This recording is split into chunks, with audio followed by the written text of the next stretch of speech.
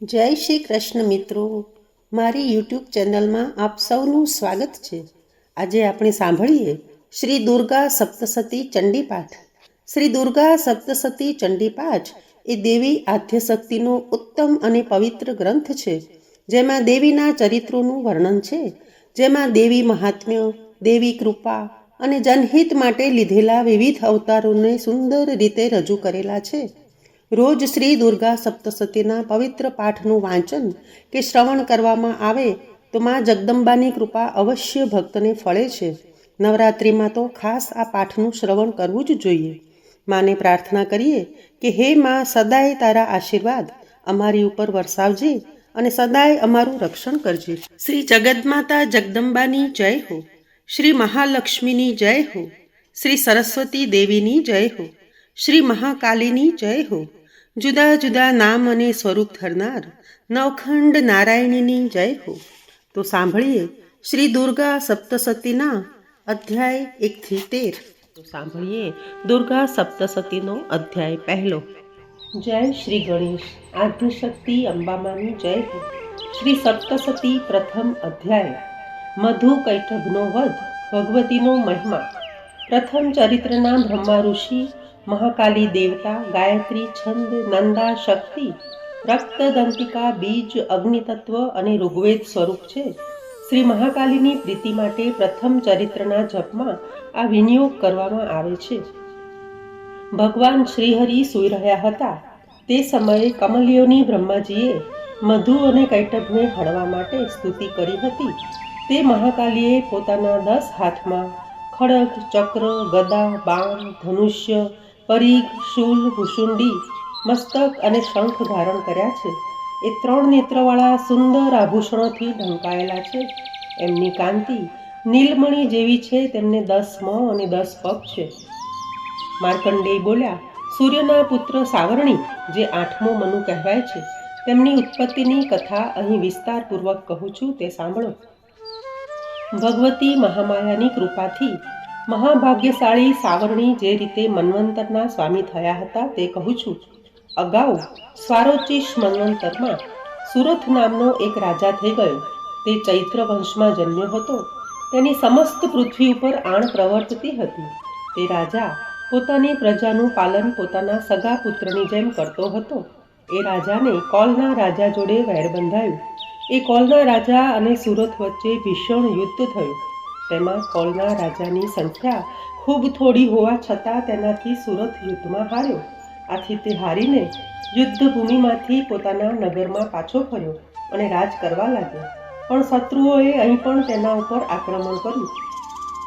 આ બળહીન થયેલા સુરથ રાજાના દુષ્ટ મંત્રીઓએ પાટનગરમાંની સેનાને તથા ત્યાંના ધન ભંડારને હાથ કરી લીધા. આમ રાજા સુરથનું પ્રભુત્વ નાશ પામ્યું. આથી તે શિકાર કરવાને બહાને ઘોડા ઉપર બેસીને એકલો ત્યાંથી ચાલી નીકળ્યો. તે ગાઢ જંગલમાં આવી પહોંચ્યો. ત્યાં તેણે મેઘા ઋષિનો આશ્રમ જોયો. ત્યાં અનેક હિંસક પ્રાણીઓ શાંત ભાવથી રહેતા હતા. ઋષિના અનેક શિષ્યો વનની શોભા વધારી રહ્યા હતા. સુરથ રાજા ત્યાં પહોંચતા ઋષિએ તેમનો સત્કાર કર્યો.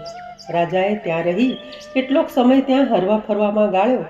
મમત્વથી ઘેરાયેલ રાજા વિચાર કરવા લાગ્યો, મારા પૂર્વજોએ જે નગરનું પાલન કર્યું હતું તે મારી પાસેથી જૂટવાઈ ગયું છે. મારા દુષ્ટ નોકરો એનું ધર્મપૂર્વક રક્ષણ કરતા હશે કે કેમ તેની મને ખબર નથી. મારો મદમાતો હાથી વેરીને વશ થઈને કઈ સ્થિતિને પામ્યો હશે. મારી કૃપા, મારું ધન અને મારા ભોજન પામીને જેઓ હંમેશ મને અનુસરતા હતા તેઓ હવે બીજા રાજાઓની પાછળ ચાલતા હશે. અરે, એ ધન ભંડાર મેં અતિ કષ્ટે એકઠો કર્યો હતો.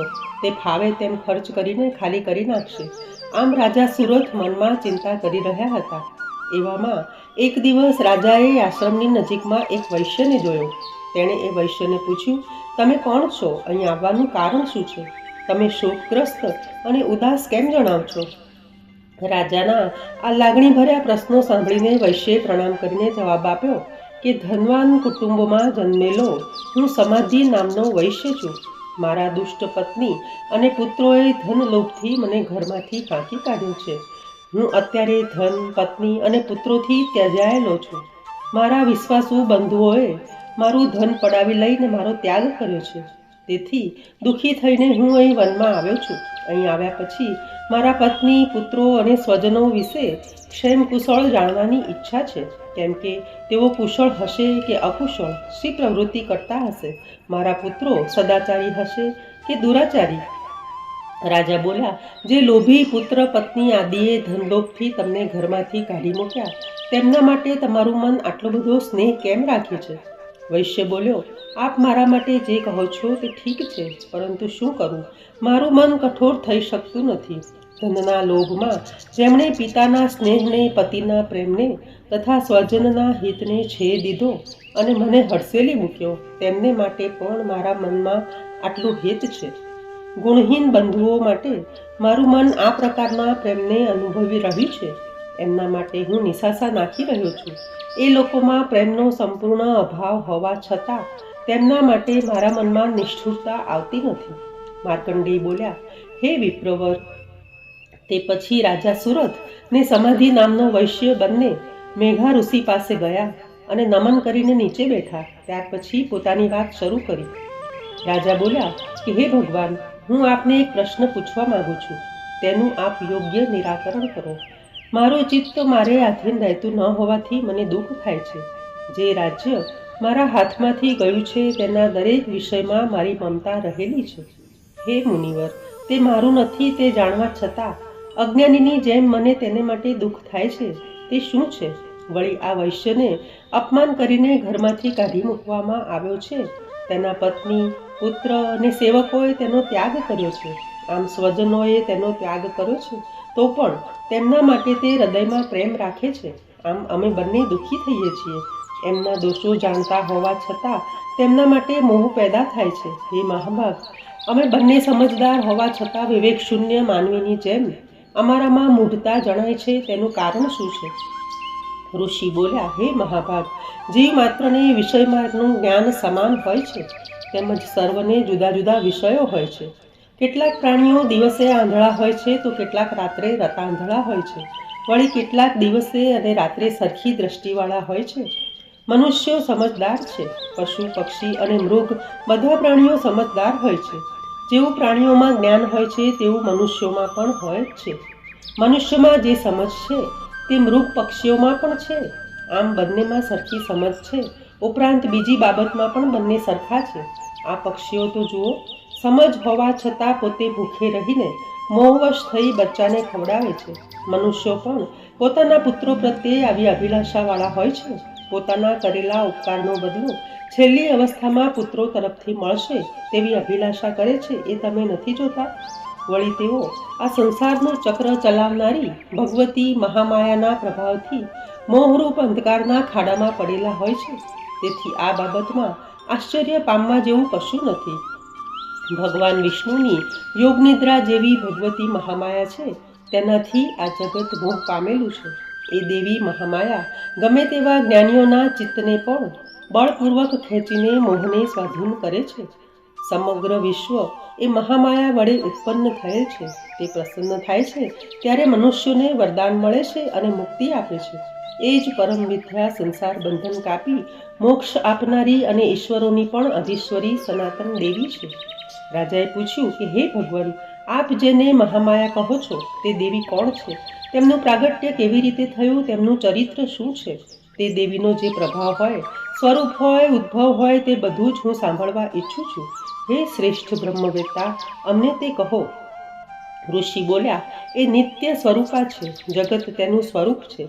સકળ વિશ્વમાં એ વ્યાપી રહી છે. તેમ છતાં એનું પ્રાગટ્ય વિવિધ પ્રકારે થાય છે. તમે તે હવે સાંભળો.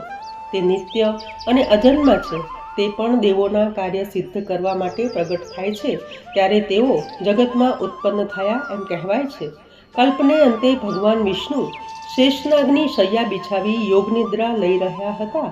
તે સમયે મધુ અને કૈટભ નામના અસુરો બ્રહ્માને મારવા તૈયાર થઈ ગયા. આ અસુરો વિષ્ણુના કાનના મેલમાંથી ઉત્પન્ન થયા હતા. તે મહાભયંકર હતા. હવે ભગવાન વિષ્ણુના નાભી કમળમાં બિરાજેલા પ્રજાપતિ બ્રહ્માએ આ બંને અસુરોને પોતાની પાસે આવતા જોયા. આથી બ્રહ્માએ ભગવાન વિષ્ણુને પોઢેલા દીઠા. એટલે તેમણે વિષ્ણુને જગાડવા માટે તેમના નેત્રમાં પ્રવેશ કરી રહેલી યોગ નિદ્રાની એકચિત્ત થઈને સ્તુતિ કરી, જે આ વિશ્વની અધીશ્વરી, જગતનું પાલન ધારણ સંહાર કરનારી ભગવતી વિષ્ણુની અનુપમ શક્તિ છે. બ્રહ્મા બોલ્યા, હે દેવી, તું સ્વાહા, સ્વધા અને વશટકાર છે. સ્વર પણ તારું સ્વરૂપ છે. તું સુધા છે. નિત્ય અક્ષર પ્રણવમાં અકાર, ઉકાર, મકાર એ 3 માત્રાઓના રૂપમાં તું જ રહી છે. ઉચ્ચારી ન શકાય તેવી જે અર્ધમાત્રા છે તે તું જ છે. તું જ સંધ્યા, સાવિત્રી અને પરમ જનની છે. તું જ આ વિશ્વને ધારણ કરે છે.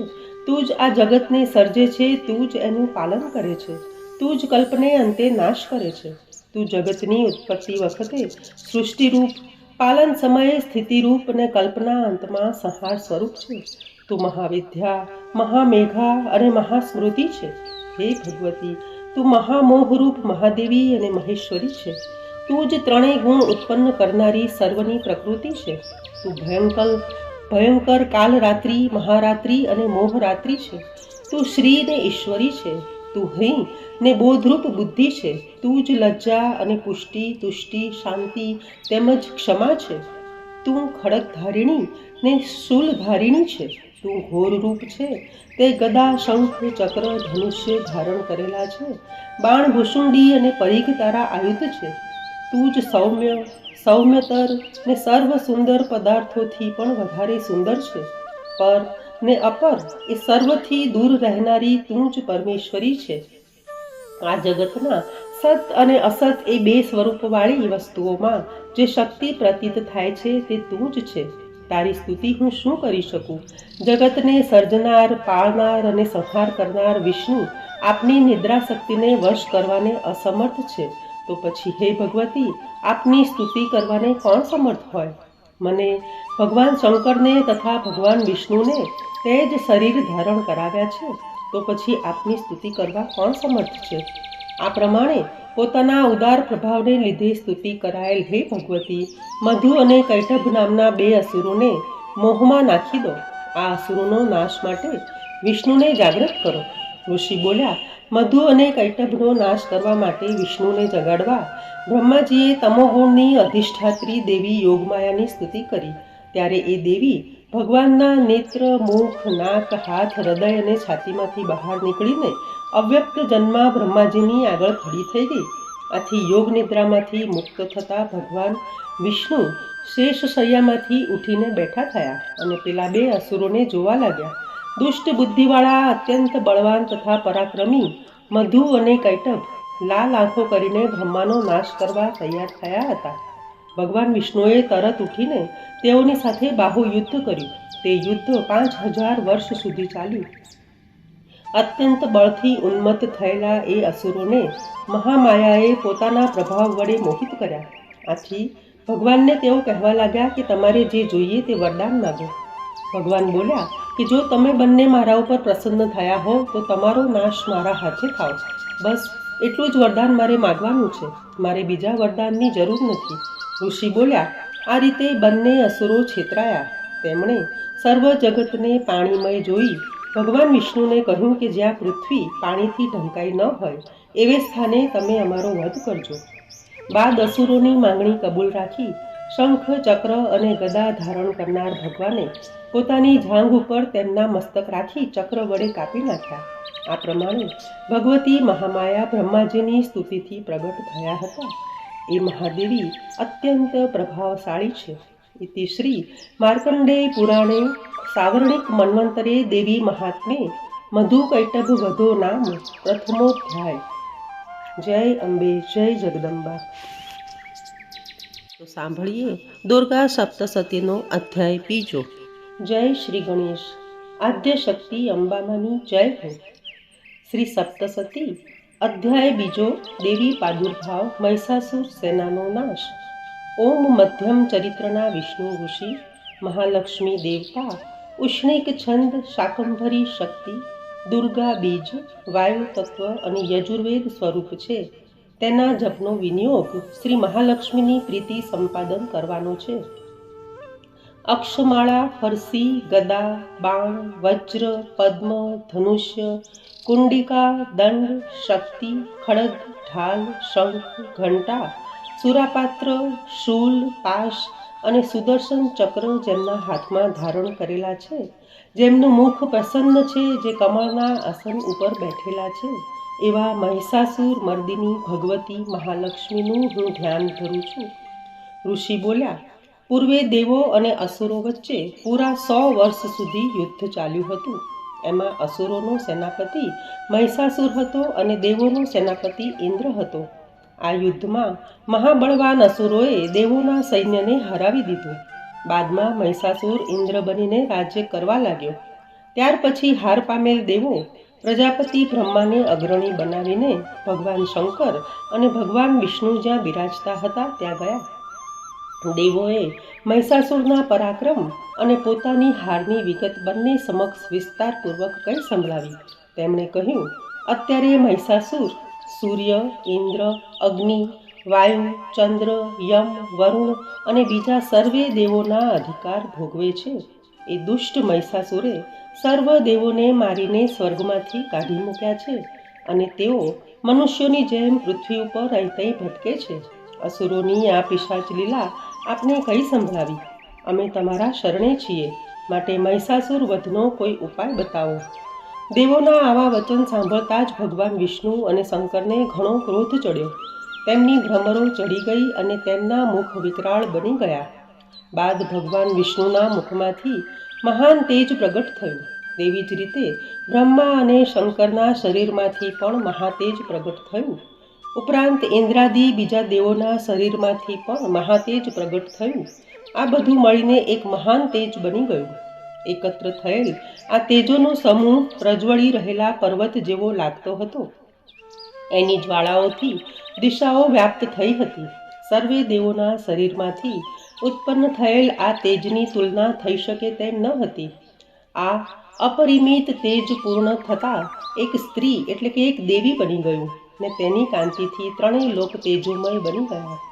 શંભુના તેજથી દેવીનું મુખ બન્યું, યમના તેજથી કેશ થયા, વિષ્ણુના તેજથી બાહુઓ થયા, ચંદ્રના તેજથી બે સ્તનો, ઇન્દ્રના તેજથી કટી પ્રદેશ, વરુણના તેજથી જાંઘ અને પૃથ્વીના તેજથી નિતંબનો ભાગ, બ્રહ્માના તેજથી બે ચરણ, સૂર્યના તેજથી પગની આંગળીઓ, વસુના તેજથી હાથની આંગળીઓ ને કુબેરના તેજથી નાક, પ્રજાપતિના તેજથી દાંત, અગ્નિના તેજથી 3 નેત્રો, સંધ્યાના તેજથી ભ્રુકુટીઓ, વાયુના તેજથી કાન તથા બીજા દેવોના તેજથી બાકીના અવયવો પ્રગટ થયા.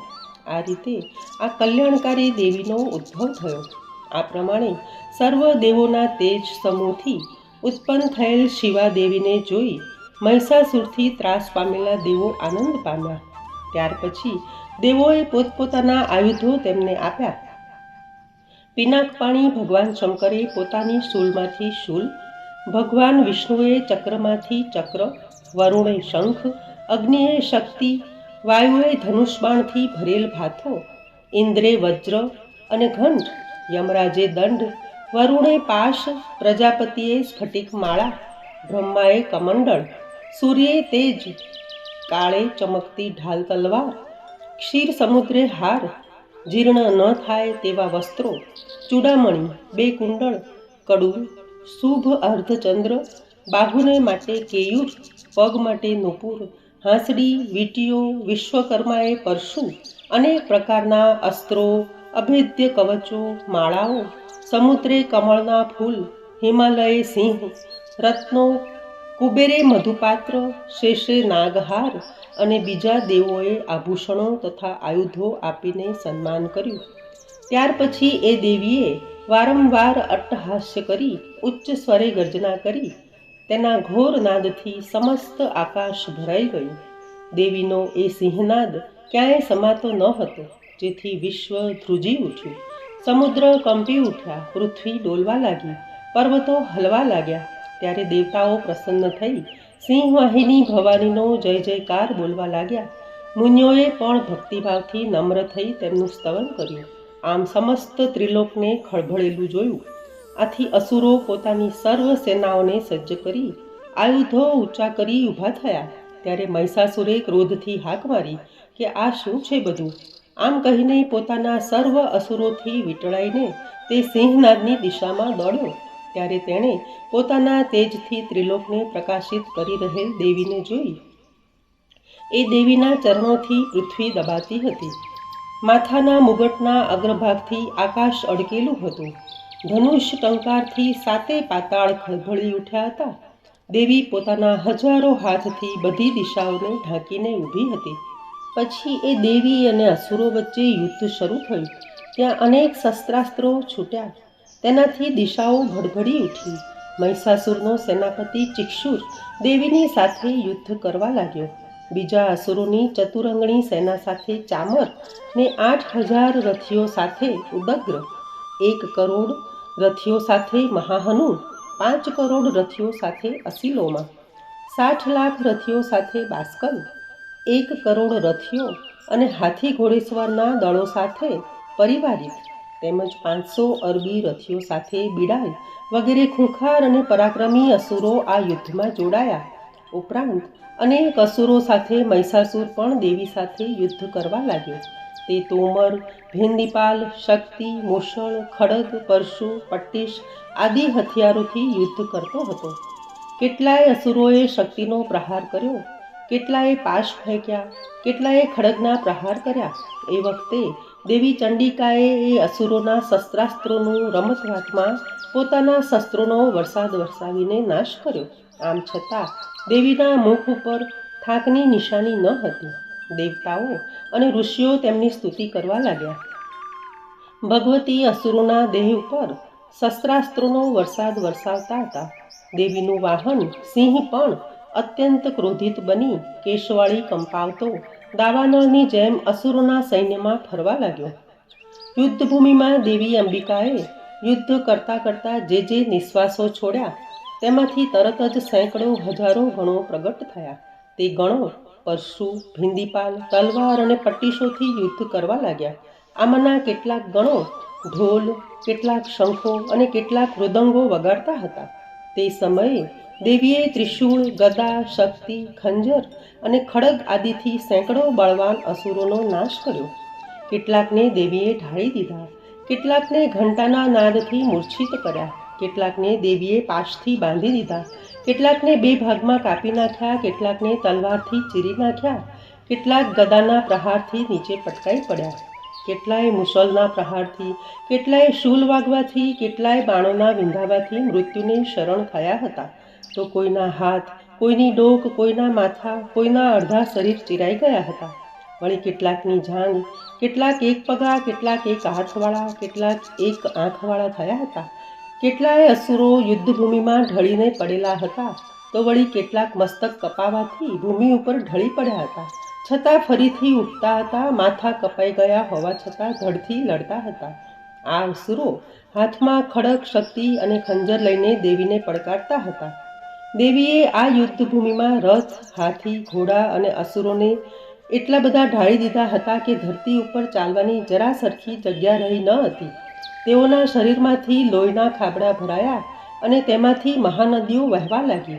આમ મહાદેવી અંબિકાએ એક ક્ષણમાં અસુરોના એ મહાસૈન્યનો નાશ કરી નાખ્યો.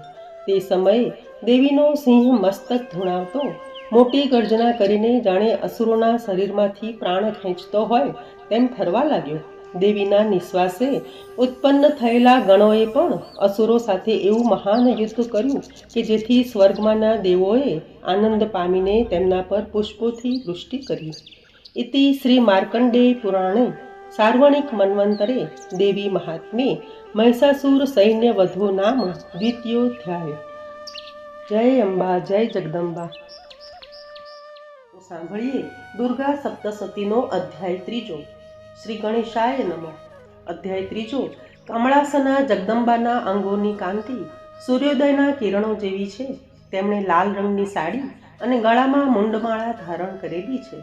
એમના સ્તન ઉપર રક્તચંદનનો લેપ, કરકમળમાં જપમાળા, વિદ્યા, અભય તથા વર મુદ્રાઓ છે. તેમનું ત્રિનેત્રવાળું મુખ શોભી રહ્યું છે. તેમના મસ્તક ઉપર રત્ન જડિત મુગટ અને અર્ધચંદ્ર છે. એવી દેવીનું હું ભક્તિપૂર્વક ધ્યાન કરું છું. ઋષિ બોલ્યા, અસુરોના સૈન્યનો આ રીતે નાશ થતો જોઈને સેનાપતિ ચિક્ષુર ક્રોધિત બની જગદંબા સામે યુદ્ધ કરવા લાગ્યો. એ અસુરે દેવી ઉપર બાણવર્ષા છોડી. ત્યારે દેવીએ બાણો છોડીને જાણે રમત વાતમાં તેના બાણોના સમૂહનો, અશ્વો તથા સારથીનો નાશ કર્યો. ઉપરાંત ચિક્ષુરના ધનુષ્યનો, ધજાનો અને તેના એકે એક અંગોને બાણોથી વીંધી નાખ્યા.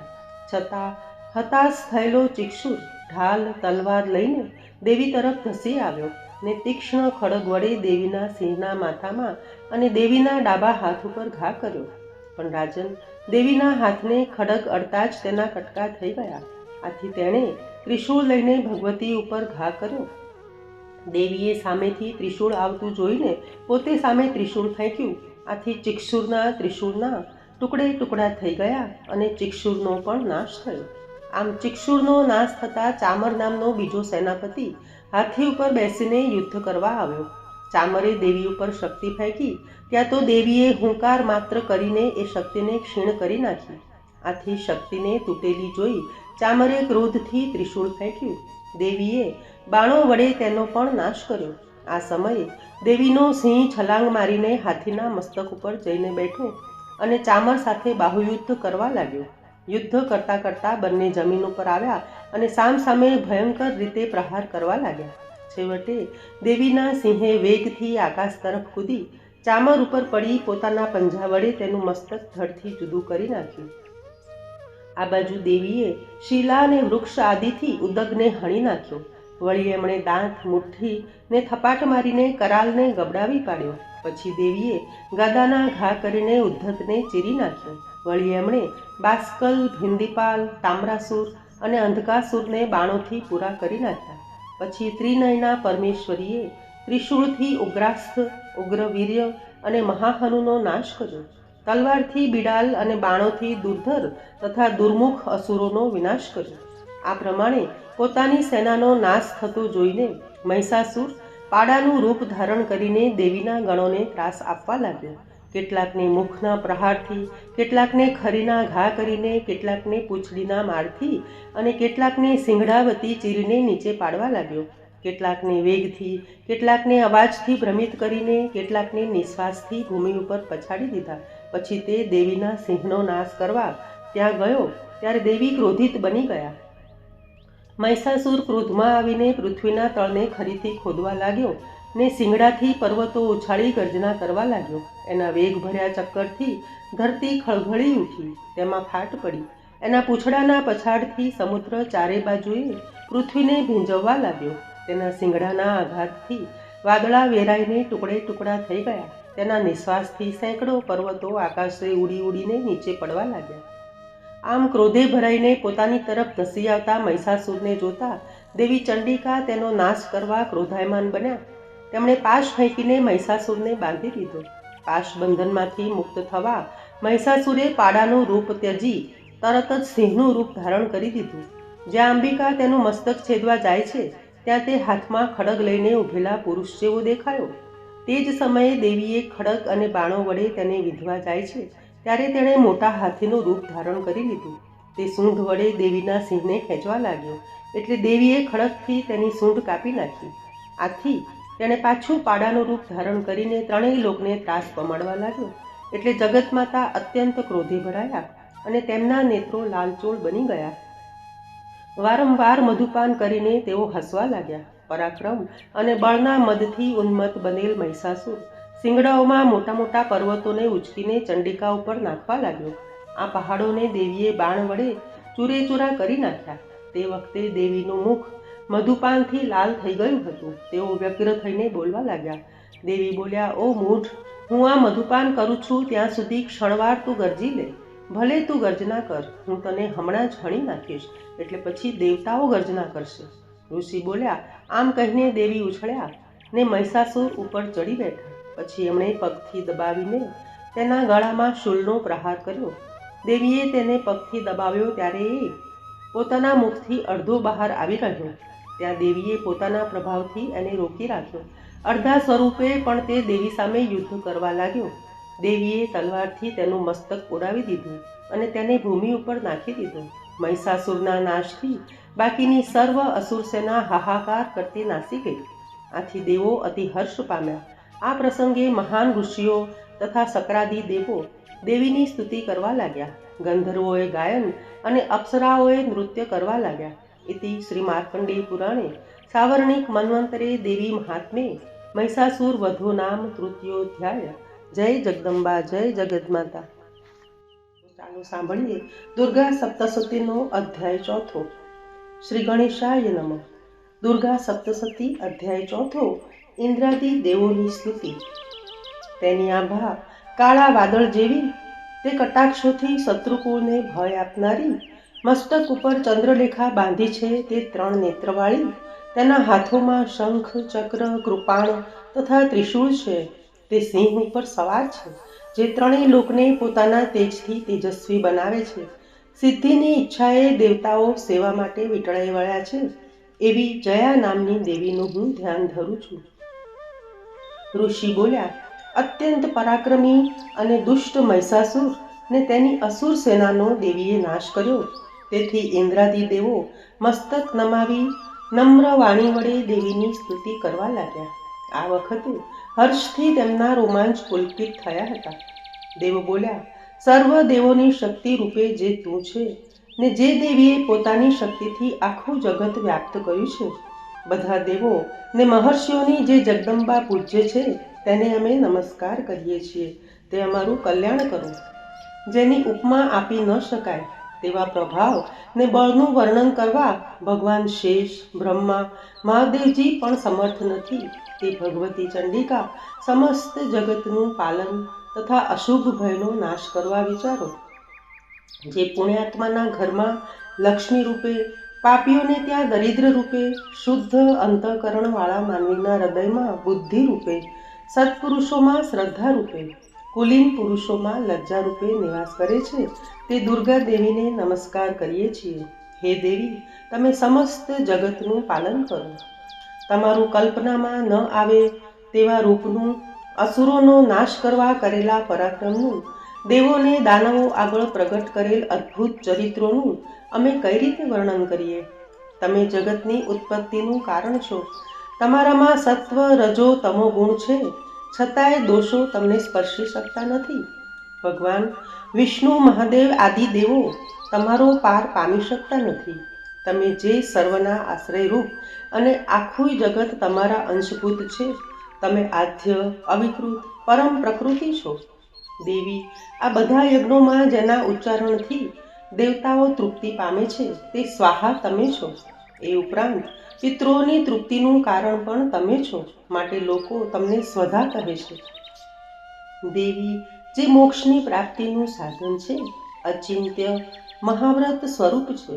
દોષો રહિત જીતેન્દ્રિય તત્વને સારરૂપ માનવાવાળા તથા મોક્ષની આશા રાખનારા મુનિજન જેનું ચિંતન કરે છે, તે ભગવતી પરાવિદ્યા તમે જ છો. તમે જ શબ્દ સ્વરૂપ છો. અત્યંત નિર્મળ ઋગ્વેદ, યજુર્વેદ અથ ઉદ્ગીથના મનોહર પદોના પાઠવાળા સામવેદના આધાર તમે જ છો. તમે જ 3 વેદ અને ભગવતી છો. આ વિશ્વમાં ઉત્પત્તિ, પાલન અને આજીવિકા રૂપે પ્રગટ થયા છો. તમે જ જગતની સમસ્ત પીડાનો નાશ કરનાર છો. હે દેવી, જેનાથી સર્વ શાસ્ત્રોનો પાર પામી શકાય તે મેધા બુદ્ધિ આપ છો. દુર્ગમ ભવસાગરને પાર ઉતારનાર નૌકારૂપ દુર્ગા આપ છો. મધુ કૈટભના શત્રુ લક્ષ્મી અને ગૌરી આપ છો. હે દેવી, આપનું મુખ મંદ હાસ્યથી શોભતું, પૂર્ણ ચંદ્રબિંબને અનુસરતું તથા સુવર્ણ કાંતિને ઝાંખું પાડનાર છે. છતાં મહિષાસુરે આપના પર પ્રહાર કર્યો એ આશ્ચર્યની વાત છે. હે દેવી, ક્રોધે ભરાયેલું, ભ્રુકુટીથી ભયંકર લાગતું, ઉદયકાળના ચંદ્રબિંબ જેવું રાતું આપનું મુખ જોઈને મહિષાસુરે પ્રાણનો ત્યાગ કેમ ન કર્યો તે અત્યંત વિચિત્ર છે.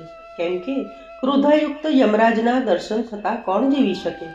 હે દેવી, આપ પ્રસન્ન થતાં કલ્યાણ કરો છો ને કોપાયમાન થતાં કુળનો નાશ કરો છો. તે હમણાં મહિષાસુરના સૈન્યનો નાશ કર્યો ત્યારે જાણ્યું. હે દેવી, આપ જેમના ઉપર પ્રસન્ન થાવ છો તે પ્રતિષ્ઠિત થાય છે. તેમને ધન અને યશ પ્રાપ્ત થાય છે. તેના ધર્મમાં કદી શિથિલતા આવતી નથી. સુપુત્ર, પત્ની અને સેવકો સમૃદ્ધિવંત થઈ કૃતકૃત્ય થાય છે. હે દેવી, તમારી કૃપાથી પુણ્યાત્મા પુરુષ રોજ ઘણી શ્રદ્ધાથી ધર્મમય કાર્યો કરે છે અને તેના પ્રભાવથી સ્વર્ગલોકમાં જાય છે. તેથી તમે ત્રણેય લોકમાં મનવાંછિત ફળ આપનારા છો. મા દુર્ગા, તમારું સ્મરણ કરતા પ્રાણી માત્રના ભયને હરો છો ને સ્વસ્થ પુરુષોથી સ્મરણ થતા તેમને પરમ કલ્યાણ કરનારી બુદ્ધિ આપો છો. દુઃખ, દારિદ્ર ને ભય હરનાર તમારા સિવાય બીજું કોણ છે, જેમનું ચિત્ત બધા ઉપર ઉપકાર કરવા દયાળુ રહે છે? હે દેવી, અસુરોના સંહારથી જગતને સુખ થાય. એ અસુરો હંમેશા નરકોમાં રહેવા માટે પાપ કર્મો કરતા રહે ને યુદ્ધભૂમિમાં મૃત્યુ પામીને સ્વર્ગલોકને પામે. આવા 3 પ્રકારના હેતુને મનમાં ધારીને તમે શત્રુઓનો નાશ કરો છો. હે દેવી, આપ અસુરો પર શસ્ત્રોનો પ્રહાર શા માટે કરો છો? દ્રષ્ટિપાતથી તેમને ભસ્મ કેમ નથી કરતા? પરંતુ તેઓ તમારા શસ્ત્ર પ્રહાર વડે પવિત્ર થઈને પરમ ગતિને પામે. આવી રીતે આપની બુદ્ધિ શત્રુઓ પ્રત્યે કલ્યાણકારી જ છે. હે દેવી, આપના ખડગના પ્રકાશ સમૂહથી તથા ત્રિશૂળના અગ્રભાગના તીક્ષ્ણ તેજથી અંજાઈને અસુરોની આંખો ફૂટી ન ગઈ, તેનું કારણ એટલું જ છે કે શીતળ કિરણોયુક્ત ચંદ્ર જેવા આપના મુખ દર્શન તેઓ કરતા હતા. હે દેવી, તમારું શીલ દુરાચાર્યોના દુષ્ટ વર્તનને દૂર કરનારું છે. વળી તમારું આ રૂપ એવું છે કે જે કલ્પનામાં આવી શકતું નથી. કોઈની સાથે તેની સરખામણી પણ થઈ શકતી નથી. તમારું બળ અને પરાક્રમ એ અસુરોનો નાશ કરનાર છે. જે અસુરોએ દેવોના પરાક્રમોનો નાશ કર્યો હતો, આ પ્રમાણે તમે શત્રુઓ ઉપર દયા કરી છે. હે દેવી, આપના પરાક્રમની તુલના કોની સાથે થઈ શકે તેમ છે? શત્રુઓને ભય પમાડનારું આપનું ઉગ્ર રૂપ બીજે ક્યાં જોવા મળે તેમ છે? હે દેવી, ચિત્તમાં અને યુદ્ધમાં નિષ્ઠુરતા, ત્રણેય લોકમાં એવી એ બાબતો તમારામાં જ જોવા મળે છે. હે દેવી, આપે શત્રુઓનો નાશ કરી ત્રણેય લોકનું રક્ષણ કર્યું છે. એ શત્રુઓને પણ યુદ્ધભૂમિમાં મારીને સ્વર્ગમાં પહોંચાડ્યા છે. વળી અસુરો તરફથી અમને જે ભય હતો તેનો આપે નાશ કર્યો. આથી આપને નમસ્કાર હો. હે જગદંબા, ત્રિશૂળ ને ખડગ વડે અમારું રક્ષણ કરો. તમારા ઘંટનાદ ને ધનુષ્યના ટંકારથી અમારું રક્ષણ કરો. હે ચંડિકા, ત્રિશૂળ ફેરવીને પૂર્વમાં, પશ્ચિમમાં, ઉત્તરમાં અને દક્ષિણમાં અમારું રક્ષણ કરો. હે દેવી, ત્રણેય લોકમાં જે આપનું પરમ સુંદર અને ભયંકર રૂપ રહેલું છે, તેના વડે અમારું ને આ પૃથ્વીનું રક્ષણ કરો. હે અંબિકા, આપના હાથમાં હંમેશા જે ખડગ, ત્રિશૂળ, ગદા, ધનુષ્ય આદિ રહે છે, તે વડે અમારું સર્વથા રક્ષણ કરો. ઋષિ બોલ્યા, આ રીતે જ્યારે જગતમાતા દુર્ગાને દેવોએ સ્તુતિ કરી ને નંદનવનના પુષ્પો વડે ગંધ, ચંદન આદિથી તેમનું પૂજન કર્યું, બધાએ ભેગા થઈને જ્યારે ભક્તિપૂર્વક દિવ્ય ધૂપની સુગંધી અર્પણ કરી, ત્યારે દેવીએ પ્રસન્ન થઈને દેવોને કહ્યું.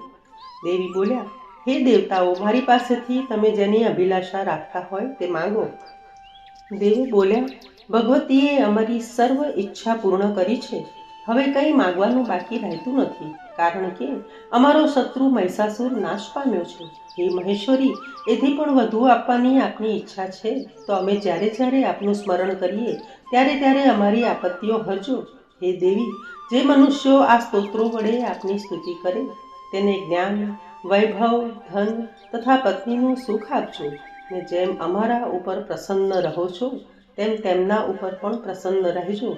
ઋષિ બોલ્યા કે હે રાજન, દેવોએ જગત માટે તથા પોતાના માટે દેવીને પ્રસન્ન કરીને વરદાન માંગ્યું. દેવીએ તથાસ્તુ કહીને અંતર્ધ્યાન થઈ ગયા. હે રાજન, ત્રણેય લોકનું હિત કરનારા એ દેવીએ દેવોના શરીરમાંથી જે સ્વરૂપે પ્રગટ થઈ જે કાર્યો કર્યા હતા તે બધું મેં તમને કહી સંભળાવ્યું. દેવો ઉપર ઉપકાર કરનારા એ દેવી દુષ્ટ અસુરો ને શુંભ નિશુંભના વધ માટે તથા જગતનું રક્ષણ કરવા માટે ફરીથી ગૌરીના દેહમાંથી કેવી રીતે પ્રગટ થયા તે કથા હવે 5મા અધ્યાયમાં સાંભળીશું. ઇતિ શ્રી માર્કંડેય પુરાણે સાવર્ણિક મન્વંતરે દેવી મહાત્મે સક્રાદિ સ્તુતિર્નામ ચતુર્થોધ્યાય. જય અંબે, જય જગદંબે. તો સાંભળીએ દુર્ગા સપ્તશતીનો અધ્યાય 5મો. અધ્યાય 5મો, દેવી અને દૂતનો સંવાદ. આ ચરિત્રના રુદ્ર ઋષિ, મહાસરસ્વતી દેવતા, અનુષ્ટુપ છંદ, ભેમા શક્તિ, ભ્રામરી બીજ સૂર્ય તત્વ ને સામવેદ સ્વરૂપ મહાસરસ્વતીની પ્રસન્નતા માટે એનો વિનિયોગ કરવામાં આવે છે. ઘંટા, ત્રિશૂળ, શંખ, સાંબેલું, ચક્ર, ધનુષ્ય અને બાણ તેમણે હસ્તકમળમાં ધારણ કર્યા છે, જેમની કાંતિ શરદના ચંદ્ર જેવી છે, જે ગૌરીના દેહમાંથી પ્રગટ થયેલા છે, જે શુંભ આદિ અસુરોનો નાશ કરવાવાળા છે અને જેમના નામ આગળ મહાશબ્દ વપરાય છે, તે દેવી મહાસરસ્વતીનું હું ધ્યાન ધરું છું. ઋષિ બોલ્યા, પૂર્વે શુંભ અને નિશુંભ નામના અસુરોએ ઇન્દ્ર પાસેથી તેમનું ત્રણેય લોકનું રાજ્ય અને યજ્ઞભાગ આંચકી લીધા હતા. ઉપરાંત એ બંનેએ સૂર્ય, ચંદ્ર, કુબેર, યમ અને વરુણના અધિકારોને પણ છીનવી લીધા. વળી તે અસુરો વાયુ અને અગ્નિનું કાર્ય પણ કરવા લાગ્યા. આ પ્રમાણે સર્વ દેવોને અપમાનિત, રાજ્યભ્રષ્ટ અને પરાજિત કરીને સ્વર્ગમાંથી કાઢી મૂક્યા. એટલે તેઓ અપરાજિતા દેવીનું સ્મરણ કરવા લાગ્યા. દેવીએ આપણને વરદાન આપ્યું છે કે આપત્તિ વેળાએ મારું સ્મરણ કરશો, તે જ ક્ષણે તમારી વિપત્તિનો નાશ કરીશ. આમ વિચાર કરી દેવો નગાધિરાજ હિમાલય ઉપર ગયા. ત્યાં ભગવતી વિષ્ણુમાયાની સ્તુતિ કરવા લાગ્યા. દેવો બોલ્યા, દેવીને, મહાદેવીને, શિવાને અમારા નિરંતર નમસ્કાર છે. પ્રકૃતિ સ્વરૂપ ભદ્રાને ને જગદંબાને અમારા વારંવાર નમસ્કાર છે. સંહાર કરનારી રુદ્રા, નિત્યા, ગૌરી અને ધાત્રીને અમારા નમસ્કાર છે. વળી જ્યોત્સ્નામયી, ચંદ્રરૂપિણી અને સુખરૂપા દેવીને અમે વારંવાર નમસ્કાર કરીએ છીએ. કલ્યાણ કરનારી વૃદ્ધિ અને સિદ્ધિરૂપી દેવીને વારંવાર નમસ્કાર છે. અસુરોની લક્ષ્મી, રાજાઓની લક્ષ્મી અને શિવપત્ની સ્વરૂપા જગદંબાને વારંવાર નમસ્કાર છે. હે દુર્ગા, ભયંકર સંકટમાંથી પાર ઉતારનારી સર્વકારિણી ખ્યાતિ કૃષ્ણા, ધુમ્રા દેવીને સદાય નમસ્કાર કરીએ છીએ. ઘણા શાંત ને ઘણા રુદ્રરૂપા દેવીને, જગતની આધારરૂપ દેવીને વારંવાર નમસ્કાર કરીએ છીએ. જે દેવી પ્રાણી માત્રમાં વિષ્ણુમાયા નામે, ચેતના નામે, બુદ્ધિ રૂપે, નિદ્રા રૂપે, ક્ષુધા રૂપે, છાયા રૂપે, શક્તિ રૂપે, તૃષ્ણા રૂપે, જાતિ રૂપે, લજ્જા રૂપે, શાંતિ રૂપે, શ્રદ્ધા રૂપે, કાંતિ રૂપે, લક્ષ્મી રૂપે, વૃત્તિ રૂપે, સ્મૃતિ રૂપે, દયા રૂપે, તુષ્ટિ રૂપે, માતા રૂપે, ભ્રાંતિ રૂપે રહી છે, તેને નમસ્કાર હો, નમસ્કાર હો, નમસ્કાર હો, તેને નમસ્કાર હો. જે દેવી પ્રાણી માત્રની ઇન્દ્રિયોની અધિષ્ઠાત્રી છે ને જે સકળ ભૂતોમાં વ્યાપ્ત છે, તે વ્યાપ્તિ દેવીને નમસ્કાર હો, સતત નમસ્કાર હો. જે દેવી ચૈતન્ય રૂપે આ જગતમાં વ્યાપી રહેલા છે, તે દેવીને અમે નમસ્કાર કરીએ છીએ. પૂર્વે દેવોએ જેની સ્તુતિ કરી હતી ને અભિષ્ટ ફળની પ્રાપ્તિ માટે ઇન્દ્રે જેની હંમેશા સેવા કરી છે, એવી કલ્યાણ કરનારી દેવી ઈશ્વરી, અમારી આપત્તિઓનો નાશ કરી અમારું કલ્યાણ કરો. અત્યારે મદોન્મત્ત અસુરોથી ત્રાસ પામેલા દેવો જે દેવીને આ સમયે નમસ્કાર કરીએ છીએ ને ભક્તિથી નમ્ર બની જેનું સ્મરણ કરીએ છીએ, તે દેવી અમારી આપત્તિઓનો નાશ કરો. ઋષિ બોલ્યા, હે રાજન, દેવો જે સ્થળે સ્તુતિ કરતા હતા ત્યાં હિમાલય પુત્રી પાર્વતી ગંગા સ્નાન કરવા જતા આવી ચડ્યા. દેવોને સ્તુતિ કરતા જોઈ તે કહેવા લાગ્યા, હે દેવો, તમે અહીં કોની સ્તુતિ કરો છો? દેવો પાર્વતી દેવીને પ્રત્યુત્તર આપે તે પહેલા પાર્વતી દેવીના શરીરમાંથી કલ્યાણમયી શિવાદેવી પ્રગટ થઈને બોલ્યા કે હે પાર્વતી, નિશુંભ નામના અસુરે યુદ્ધમાં પરાજિત કરેલા તથા શુંભ નામના અસુરે સ્વર્ગમાંથી કાઢી મૂકેલા આ સર્વ દેવો મારું સ્તવન કરે છે. આમ અંબિકા પાર્વતીના શરીરમાંથી પ્રગટ થયા, તેથી સમસ્ત લોકમાં એને કૌશિકી કહેવામાં આવે છે. કૌશિકી પ્રગટ થયા પછી પાર્વતી પણ કાળા થઈ ગયા. આથી હિમાલય ઉપર રહેલા કાલિકાને નામે એ પ્રસિદ્ધ થયા. ત્યાં શુંભ અને નિશુંભના બે સેવકો ચંડ અને મુંડે મનોહર રૂપવાળી અંબિકાને જોયા. તે બંનેએ જઈને શુંભને કહ્યું કે મહારાજ, હિમાલય ઉપર કોઈ એક સ્ત્રી દેખાય છે. તે અતિ સુંદર ને મનોહર છે. આવું રૂપ અમે ક્યાંય જોયું નથી. માટે તે કોણ છે તેની તપાસ કરાવી આપે તેને ગ્રહણ કરવી જોઈએ. તે સ્ત્રીઓમાં રત્નરૂપ છે. એના સઘળા અંગો સુંદર છે, એની પ્રભાથી સમસ્ત દિશાઓ ઝળહળી રહી છે. હે સ્વામી, એ હિમાલય ઉપર છે, આપે એને પ્રાપ્ત કરવી જોઈએ. હે સ્વામી, ત્રણેય લોકમાંના મણી, હાથી, ઘોડા આદિ બધા રત્નો અત્યારે તમારા ભુવનમાં શોભી રહ્યા છે. ઐરાવત હાથી, પારિજાતક વૃક્ષ, ઉચ્ચૈશ્રવા ઘોડો, હંસોવાળું વિમાન, મહાપક્ષ, કિંજલકીની માળા, વરુણ છત્ર, શ્રેષ્ઠ રથ, ઉત્ક્રાંતિદા શક્તિ, વરુણનો પાશ, આ બધા જ રત્નો હાથ કર્યા છે. તો પછી આ સ્ત્રી રત્નને શા માટે હાંસલ ન કરવું? ઋષિ બોલ્યા, ચંડને મુંડના આ વચનો સાંભળીને શુંભે સુગ્રીવ નામના અસુરને દૂત તરીકે દેવી પાસે મોકલ્યો. તે દૂતને શુંભે કહ્યું કે તું તે સ્ત્રીની પાસે જઈ તેને સમજાવી જેમ બને તેમ રાજી ખુશીથી મારી પાસે આવે તેવું કરજે. આથી સુગ્રીવ દૂત હિમાલય ઉપર જ્યાં દેવી બેઠા હતા ત્યાં આવી પહોંચ્યો. તેણે મધુર વાણીથી દેવીને કહ્યું કે હે દેવી, ત્રણેય લોકના સ્વામી ને અસુરેશ્વર શુંભનો હું દૂત છું. હે દેવી, સર્વ દેવો જેમની આજ્ઞા એક જ અવાજે માને છે તથા દેવોને જેમણે જીત્યા છે તેમણે તમને કહેવડાવ્યું છે તે તમે સાંભળો. આ અખિલ ત્રૈલોક્ય મારે સ્વાધીન હોવાથી સર્વ દેવો પણ મને વશ થઈને વર્તે છે. તેમજ ઇન્દ્રાદિ દેવોને મળતા જુદા જુદા યજ્ઞ ભાગો હું ભોગવું છું. ત્રણેય લોકમાં જે કોઈ શ્રેષ્ઠ છે તે સર્વે મારા કબજામાં છે. ઇન્દ્રના વાહન ઐરાવત અને ઉચ્ચૈશ્રવા અશ્વ મારી પાસે છે. હે શોભના, આ ઉપરાંત દેવો, ગંધર્વો ને નાગો પાસે જે કંઈ બીજા રત્નરૂપ પદાર્થો હતા તે બધા જ હવે મારી પાસે છે. હે દેવી, અમે તને લોક સમસ્તની સ્ત્રીઓમાં રત્નરૂપ માનીએ છીએ, તો તું અમારી પાસે આવ, કેમ કે અમે રત્નભોગી છીએ. હે સુંદર નેત્રવાળા દેવી, તમે ખરેખર સ્ત્રી રત્ન છો. માટે મને એટલે કે શુંભને કે મારા પરાક્રમી બંધુ નિશુંભને પરણો. મારી સાથે લગ્ન કરવાથી તમે વિપુલ ઐશ્વર્ય પામશો. માટે બુદ્ધિથી વિચાર કરીને મારા પત્ની બનો. ઋષિ બોલ્યા આ પ્રમાણે શુંભનું કહેણ દૂતે જ્યારે દેવીને કહ્યું ત્યારે ભગવતી દુર્ગા મનમાં હસીને કહેવા લાગ્યા. દેવી બોલ્યા, શુંભે કહેવડાવેલું સર્વ સત્ય છે, તેમાં જરા પણ ખોટું નથી. તે શુંભ ને નિશુંભ ત્રણેય લોકના પતિ છે, પરંતુ મારી અલ્પ બુદ્ધિથી મેં અગાઉ પ્રતિજ્ઞા કરી છે તે સાંભળ. જે મને સંગ્રામમાં જીતશે, જે મારા ગર્વનો નાશ કરશે, તેમજ મારાથી જે બહુ બળવાન હોય તે જ મારો સ્વામી થશે. તો શુંભ અને નિશુંભ અહીં આવી મને જીતી લે ને તરત જ મારી સાથે લગ્ન કરે. દૂત બોલ્યો કે હે દેવી, તમે તમારા પરાક્રમનો ગર્વ વ્યર્થ કરો છો. ત્રણેય લોકમાં શુંભ નિશુંભ સામે ઊભો રહી શકે એવો કોઈ નથી.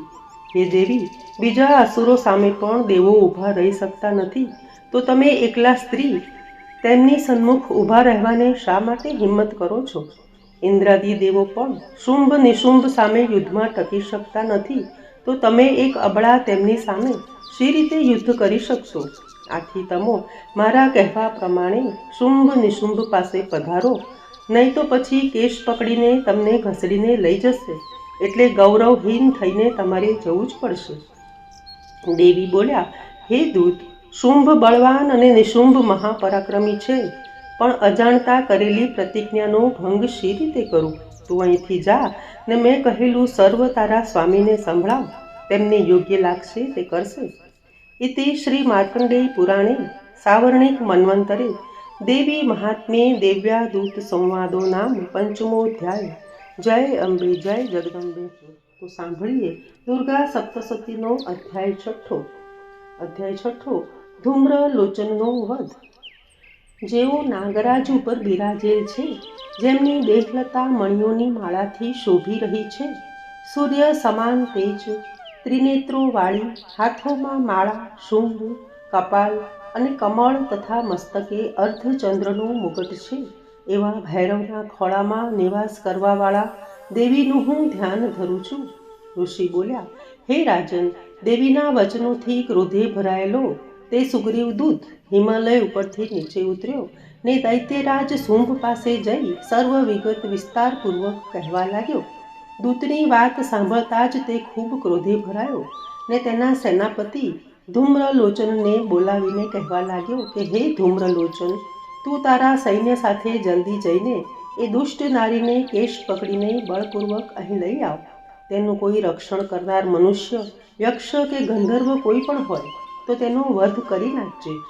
ઋષિએ આગળ બોલતા જણાવ્યું કે આ પ્રમાણે શુંભની આજ્ઞા લઈને ધૂમ્રલોચન 60,000 અસુરોની સેના સાથે નીકળી પડ્યો.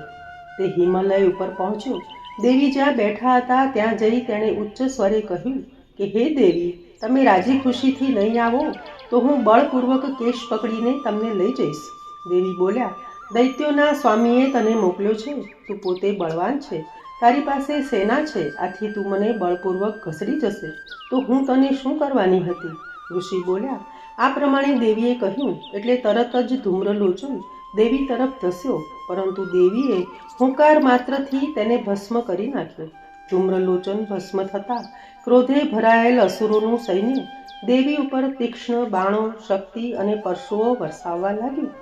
એટલામાં દેવીનું વાહન સિંહ ક્રોધે ભરાઈને ગર્જના કરતો, ગળાની કેશવાળી હલાવતો અસુરોના સૈન્યમાં કૂદી પડ્યો.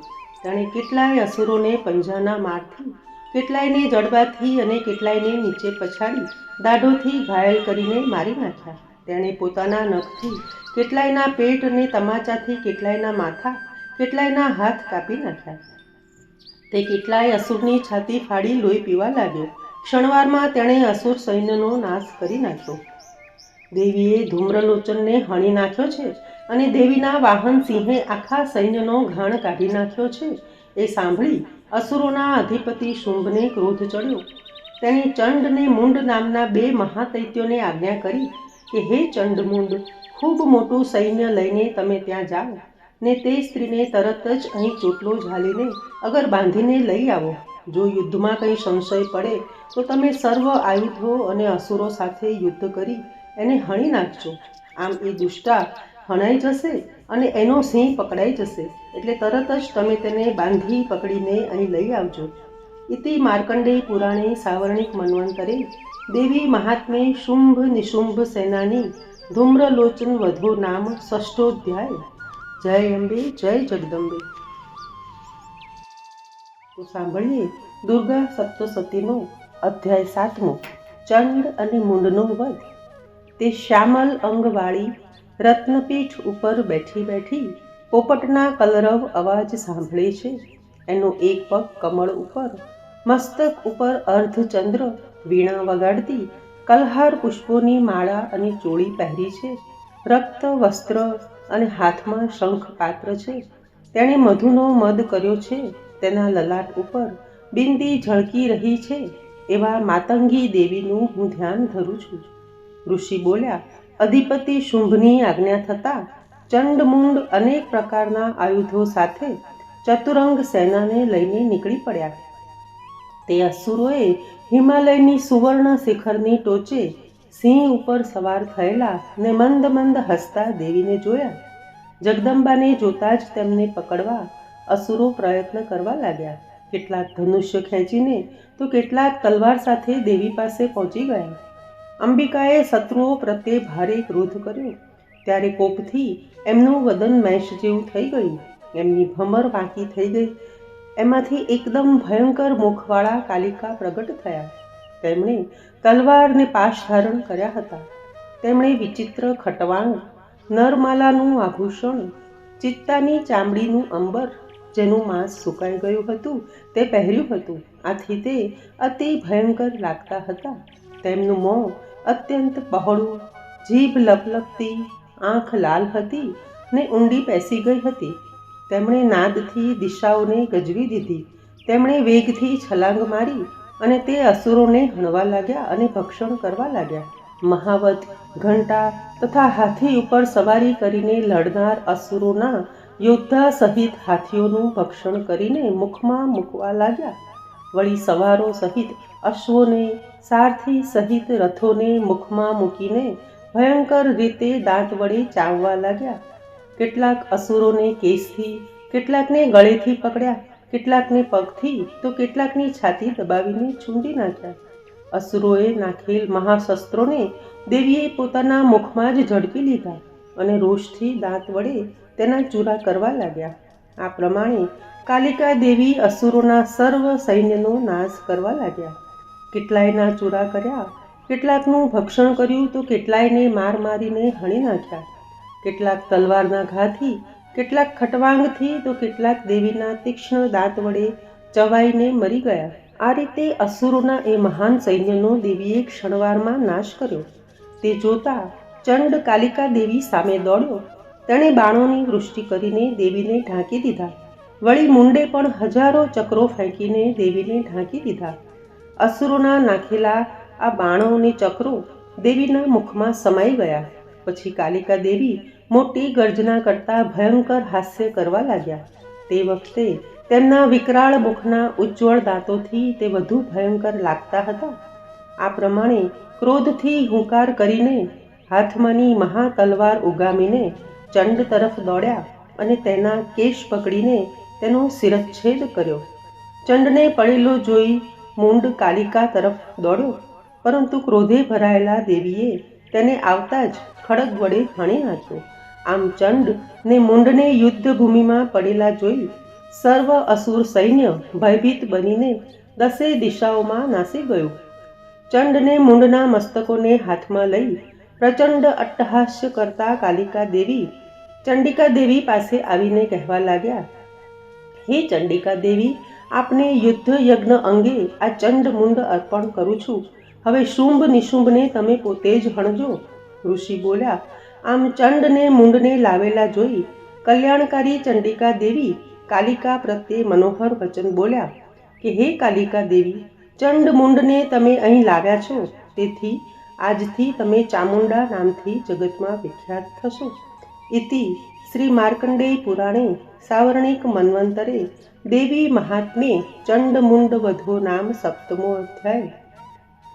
જય અંબે, જય જગદંબે. તો સાંભળીએ દુર્ગા સપ્તસતીનો અધ્યાય 8મો. શ્રી ગણેશાય નમઃ. અધ્યાય 8મો. રક્ત બીજનો વધ. જેમના શરીરનો રંગ લાલ છે, નેત્રોમાં કરુણા, હાથોમાં અંકુશ, બાણ ને ધનુષ્ય શોભી રહ્યા છે, એવા આણીમાં આદિ સિદ્ધ કિરણોથી આવૃત ભવાની દેવીનું ધ્યાન ધરું છું. ઋષિ બોલ્યા. ચંડમુંડ અસુરોનો તેમજ મોટા સૈન્યનો નાશ થવાથી અસુરોના અધિપતિ શુંભને ઘણો ક્રોધ થયો ને તેણે અસુર સૈન્યને યુદ્ધ કરવા આજ્ઞા કરી. એણે કહ્યું, અત્યારે ઉદાયુધ નામના 86 સેનાપતિઓ પોતપોતાના સૈન્ય લઈને, કંબુ નામના 84 સેનાપતિઓ પોતાના સૈન્ય સાથે, 50 કરોડ કોટિવીર્ય કુળના અને 100 ધૌમ્ર કુળના સેનાપતિ કાલકા, દ્રૌહદા, મૌર્ય અને કાલકેય અસુરો યુદ્ધ માટે તૈયાર થાઓ ને યુદ્ધ કરવા જલ્દી નીકળો. આ પ્રમાણે આજ્ઞા આપીને હજારોના સૈન્યો સાથે શુંભ યુદ્ધ કરવા નીકળ્યો. આ અત્યંત ભીષણ સૈન્યને આવતું જોઈને ચંડિકાએ ધનુષ્યનો ટંકાર કર્યો અને પૃથ્વી તથા આકાશની વચ્ચેના ભાગને ગજવી મૂક્યો. હે રાજન, તે સમયે દેવીના સિંહે પણ ભયંકર ગર્જના કરવા માંડી ને અંબિકાએ પણ ઘંટનાદ કરીને ગર્જનામાં વૃદ્ધિ કરી. ધનુષ્ય ટંકાર, સિંહ ગર્જના અને ઘંટા ધ્વનિથી 10 દિશાઓ ગાજી ઉઠી. તેથી પણ ભયંકર ગર્જના કાલિકાએ કરી. આ સર્વ અવાજ સાંભળીને રોષે ભરાયેલ અસુર સૈન્યે અંબિકા, કાલિકા અને સિંહને 4 દિશાઓથી ઘેરી લીધા. હે રાજન, આ સમયે અસુરોના વિનાશ માટે ને દેવોના કલ્યાણ માટે બ્રહ્મા, મહાદેવ, વિષ્ણુ, કાર્તિકેય તથા ઇન્દ્ર આદિ દેવોના શરીરમાંથી મહાબળવાન શક્તિઓ ઉત્પન્ન થઈ અને તેમના સ્વરૂપે જ રૂપ, ભૂષણને વાહન ધારણ કરીને અંબિકા દેવી પાસે ગયા ને અસુર સાથે યુદ્ધ કરવા તત્પર બન્યા. સૌ પ્રથમ હંસવાળા વિમાનમાં બેસીને અક્ષ, સૂત્ર ને કમંડળથી સજ્જ બ્રહ્માજીની શક્તિ બ્રહ્માણી આવી. મહાદેવજીની શક્તિ બળદ ઉપર બેસીને હાથમાં ત્રિશૂળ ને મહાનાગનું કંકણ અને મસ્તકે અર્ધચંદ્ર સાથે આવી. કાર્તિકેયની શક્તિરૂપ જગદંબા મયુર ઉપર બેસી હાથમાં શક્તિ સાથે આવી. ભગવાન વિષ્ણુની શક્તિ ગરુડ ઉપર બેસીને હાથમાં શંખ, ચક્ર, ગદા, શાંગ, ધનુષ અને ખડક સાથે આવી. યજ્ઞ વરાહનું રૂપ ધારણ કરનારી શ્રીહરિની શક્તિ હતી તે વારાહીનું રૂપ લઈને આવી. નૃસિંહની નારસિંહ શક્તિ એવું જ રૂપ લઈને આવી. તેની યાળના ફફડાટથી નક્ષત્ર મંડળ ખરી ગયા. ઇન્દ્રની શક્તિ ઐન્દ્રી હાથમાં વજ્ર લઈને આવી પહોંચી, જેને 1000 આંખ હતી. આ દેવ શક્તિઓથી વીંટળાયેલ ચંડિકાને ભગવાન શંકરે કહ્યું કે મારી પ્રસન્નતા માટે તમે જલ્દી અસુરોનો નાશ કરો. ત્યારે ચંડિકાના શરીરમાંથી ખૂબ ભયંકર શક્તિ પ્રગટ થઈ. એ પોતે શિવ સ્વરૂપિણી હોવા છતાં અંગભૂત શિવા સહિત નાદ કરવા લાગી. તે અપરાજિત ધૂમ્રવર્ણની જટાવાળા દેવી મહાદેવજીને કહેવા લાગ્યા કે હે ભગવાન, તમે દૂત તરીકે શુંભ નિશુંભની પાસે જાઓ અને શુંભ નિશુંભ તથા તેના અસુર સૈન્યને જઈને મારો સંદેશો કહો. હે અસુરો, જો તમારે જીવવું હોય તો પાતાળમાં ચાલ્યા જાઓ, જેથી ઇન્દ્રને ત્રિલોકનું રાજ્ય મળે ને દેવો યજ્ઞભાગનો ઉપયોગ કરે. જો બળના ઘમંડમાં તમારી યુદ્ધ કરવાની ઈચ્છા હોય તો મારી સાથે યુદ્ધ કરો, જેથી મારી જોગણીઓ તમારા માંસથી તૃપ્ત થાય. દેવીએ મહાદેવને દૂત કાર્ય માટે પસંદ કર્યા, તેથી તે શિવદૂતી નામથી પ્રખ્યાત થયા. મહાદેવજીના મુખેથી દેવીના વચનો સાંભળતા અસુરો ક્રોધે ભરાયા અને જ્યાં કાત્યાયની દેવી ઊભા હતા ત્યાં ધસી ગયા. તેમણે દેવી ઉપર બાણ, શક્તિ, વૃષ્ટિ આદિ આયુધોની વૃષ્ટિ કરવા માંડી. ત્યારે દેવીએ રમત માત્રથી ધનુષ્યનો ટંકાર કરી અસુરોએ નાખેલ આયુધોના બાણોથી નાશ કર્યો. ત્યાં કાલિકા દેવી આગળ આવ્યા, ત્રિશૂળને ખટવાંગથી પ્રહાર કરવા લાગ્યા. બ્રહ્માણી પોતાના કમંડળમાંથી પાણી છાંટી શત્રુઓના તેજ ને પરાક્રમનો નાશ કરવા લાગ્યા. આ રીતે માહેશ્વરી ત્રિશૂળથી, વૈષ્ણવી ચક્રથી ને કૌમારી શક્તિથી, ઇન્દ્ર શક્તિ ઐન્દ્રીના વજ્ર પ્રહારથી, વરાહીએ મુખના આઘાતથી, નૃસિંહે નખથી, શિવદૂતીએ પ્રચંડ અટ્ટહાસ્યથી મૂર્છિત અસુરોનું ભક્ષણ કરવા માંડ્યા.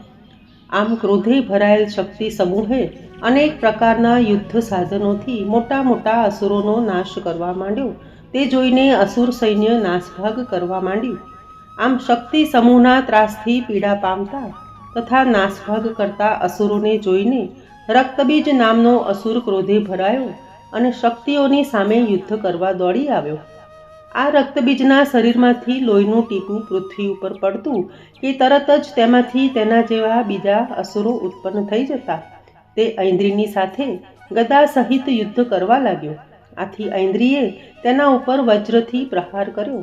ઐન્દ્રીના વજ્રથી ઘવાતા રક્તબીજનું રુધિર જ્યાં જમીન ઉપર પડ્યું કે ત્યાં તરત જ તેના જેવા સ્વરૂપ ને પરાક્રમવાળા યોદ્ધાઓ ઊભા થઈ ગયા. આમ અસંખ્ય પ્રમાણમાં નવા યોદ્ધાઓ ઉત્પન્ન થવા માંડ્યા. આ બધા શસ્ત્રાસ્ત્રોથી શક્તિઓ સાથે ઘોર યુદ્ધ કરવા લાગ્યા. ફરીથી ઐન્દ્રીના વજ્રપ્રહારથી રક્તબીજનું માથું છેદાયું. તેનું રુધિર જમીન ઉપર પડતા હજારો નવા અસુરો પેદા થયા.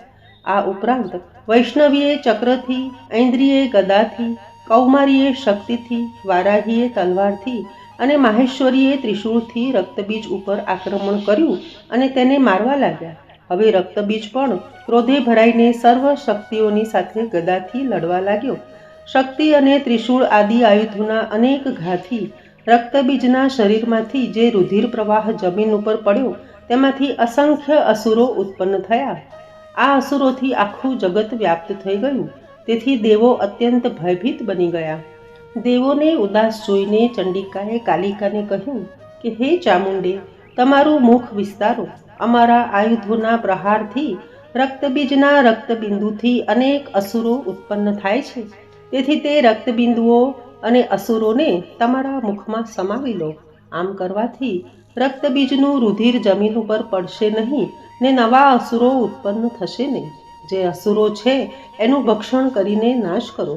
આટલું કહી ચંડિકાએ રક્તબીજને ત્રિશૂળ વડે છેદી નાખ્યો અને કાલિકાએ તેના રુધિરને મુખ વડે ગ્રહણ કરી લીધું. રક્તબીજે વળતો પ્રહાર ચંડિકા ઉપર ગદાથી કર્યો. તેની કંઈ અસર દેવી ઉપર થઈ નહીં. હવે રક્તબીજનું રુધિર ચંડિકા પોતાના મુખમાં લઈ લેતા હતા. તેમાંથી જે અસુરો ઉત્પન્ન થતા તેને તે ભક્ષણ કરી જતા હતા. ત્યાર પછી ચામુંડા જેનું રુધિર પી રહ્યા છે તે રક્તબીજનો ચંડિકાએ ત્રિશૂળ, બાણ, વજ્ર, તલવાર અને વૃષ્ટિ વડે નાશ કર્યો. શસ્ત્ર સમૂહથી ઘવાયેલો રક્તબીજ રક્તરહિત બનીને મૃત્યુ પામી જમીન ઉપર ઢળી પડ્યો. હે રાજન, તેથી દેવોને ઘણો હર્ષ થયો. બધી શક્તિઓ રુધિરપાનથી મદોન્મત્ત બનીને નૃત્ય કરવા લાગી. ઇતિ શ્રી માર્કંડેય પુરાણે સાવર્ણિક મન્વંતરે દેવી મહાત્મે રક્તબીજ વધો નામાષ્ટમો અધ્યાય. જય અંબે, જય જગદંબે. તો સાંભળીએ દુર્ગા સપ્તસતીનો અધ્યાય 9મો. શ્રી ગણેશાય નમઃ. અધ્યાય 9મો. નિશુંભનો વધ. જેમની કાંતિ બંદૂક પુષ્પ ને સુવર્ણ જેવી છે, જેમના હાથોમાં સુંદર અક્ષમાલા, પાશ, અંકુશ અને દંડ છે, આભૂષણ અર્ધચંદ્ર ને ત્રિનેત્રી છે, એવી અર્ધ અંબિકેશના સ્વરૂપને હું શરણે જાઉં છું. રાજાએ કહ્યું કે હે ભગવાન, આપ મને રક્તબીજના વધ અંગે દેવી ચરિતનું આ અદ્ભુત મહાત્મ્ય કહ્યું. હવે રક્તબીજના વધ પછી અત્યંત ક્રોધમાં ભરાયેલા શુંભ નિશુંભે શું કર્યું તે સાંભળવાની હું ઈચ્છા રાખું છું. ઋષિએ જણાવ્યું કે હે રાજન, યુદ્ધમાં રક્તબીજ તથા બીજા અસુરોનો નાશ થવાથી શુંભ અને નિશુંભ ઘણા ક્રોધે થયા છે. પોતાની મોટી સેનાનો આ પ્રમાણે નાશ થયેલો જોઈ નિશુંભ ક્રોધમાં દેવી તરફ દોડ્યો. તેની સાથે અસુરોની મોટી સેના હતી. તેની આગળ પાછળ તથા ચોતરફ ભયંકર અસુરો હતા. તેઓ ક્રોધમાં આવી દેવીને મારવા લાગ્યા. મહાપરાક્રમી શુંભ પણ પોતાની સેના સાથે અન્ય શક્તિઓની સાથે યુદ્ધ કરતો હતો. હવે તે ક્રોધાવેશમાં ચંડિકાનો નાશ કરવા આવ્યો એટલે દેવી અને શુંભ નિશુંભ વચ્ચે ભયંકર યુદ્ધ થયું. તે બે જણા જાણે વરસાદ વરસાવતા હોય તેમ બાણની વૃષ્ટિ કરવા લાગ્યા. બંને અસુરોના બાણોને ચંડિકાએ પોતાના બાણ સમૂહથી તરત જ કાપી નાખ્યા અને શસ્ત્રોનો વરસાદ વરસાવી બંને અસુરેશ્વરોના શરીર ઉપર અનેક ઘા કર્યા. નિશુંભે તલવાર અને ઢાલ લઈ દેવીના વાહન સિંહના માથા ઉપર ઘા કર્યો. દેવીએ સિંહ ઉપર ઘા થતો જોઈ બાણથી 8 ચંદ્રવાળી નિશુંભની તલવાર અને ઢાલના ટુકડે ટુકડા કરી નાખ્યા. પોતાના ખડગના ટુકડા થતા જોઈ અસુરે શક્તિનો ઉપયોગ કર્યો. દેવીએ ચક્રથી તેના 2 ટુકડા કરી નાખ્યા. આથી નિશુંભ ક્રોધથી સળગી ગયો અને તેણે દેવીને મારવા ત્રિશૂળ લીધું, પરંતુ દેવીએ તે પાસે આવતા મુક્કો મારી તેના ટુકડા કરી નાખ્યા. પછી તેણે દેવી પર ગદાનો ઘા કર્યો. દેવીએ ત્રિશૂળથી તેને ભસ્મીભૂત કરી નાખી. ત્યારબાદ નિશુંભ હાથમાં પરશુ લઈને દેવી તરફ ધસ્યો, પરંતુ દેવીએ તેને બાણો વડે ઘાયલ કરી ભૂમિ ઉપર પાડી દીધો. નિશુંભને ભૂમિ ઉપર પડેલો જોઈ શુંભને અત્યંત ક્રોધ ચડ્યો અને દેવીનો વધ કરવા તે આગળ ધસ્યો. રથમાં બેઠા બેઠા પોતાના 8 હાથમાં રહેલા આયુધોથી આકાશને ઘેરી રહ્યો હોય તેવો શુંભ શોભતો હતો. તેને આવતો જોઈને દેવીએ શંખનાદ કર્યો તથા ધનુષ્યની દોરીનો ટંકાર કર્યો. વળી પોતાના ઘંટાના નાદથી તેમણે દિશાઓને ભરી દીધી. એ નાદ અસુરોની સમસ્ત સેનાનો તેજોવધ કરનાર હતો. તે પછી સિંહે ગર્જના કરી, જે સાંભળી ભલભલા ગજરાજોના મદ ઉતરી જાય. આકાશ, પૃથ્વી તથા 10 દિશાઓને ગજાવી દીધી.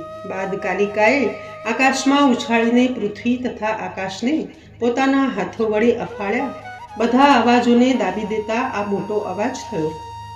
શિવદૂતીએ અસુરો માટે અશુભ અટ્ટહાસ્ય કર્યું. એ હાસ્યથી અસુરો કંપી ઉઠ્યા, પણ શુંભને ઘણો ક્રોધ ચડ્યો. તે સમયે દેવીએ શુંભને કહ્યું કે ઓ દુરાત્મા, ઊભો રહે, ઊભો રહે. ત્યારે આકાશમાં આ યુદ્ધને જોઈ રહેતા દેવોએ જય હો, જય હો એમ અવાજ કર્યો. હવે શુંભે આવીને ભડભડતી મુક્ત ભીષણ શક્તિ દેવીની સામે ફેંકી. અગ્નિપુંજ જેવી આવતી આ શક્તિને જોઈને દેવીએ મહાઉલ્કા નામની શક્તિથી શુંભની શક્તિના ચૂરેચૂરા કરી નાખ્યા.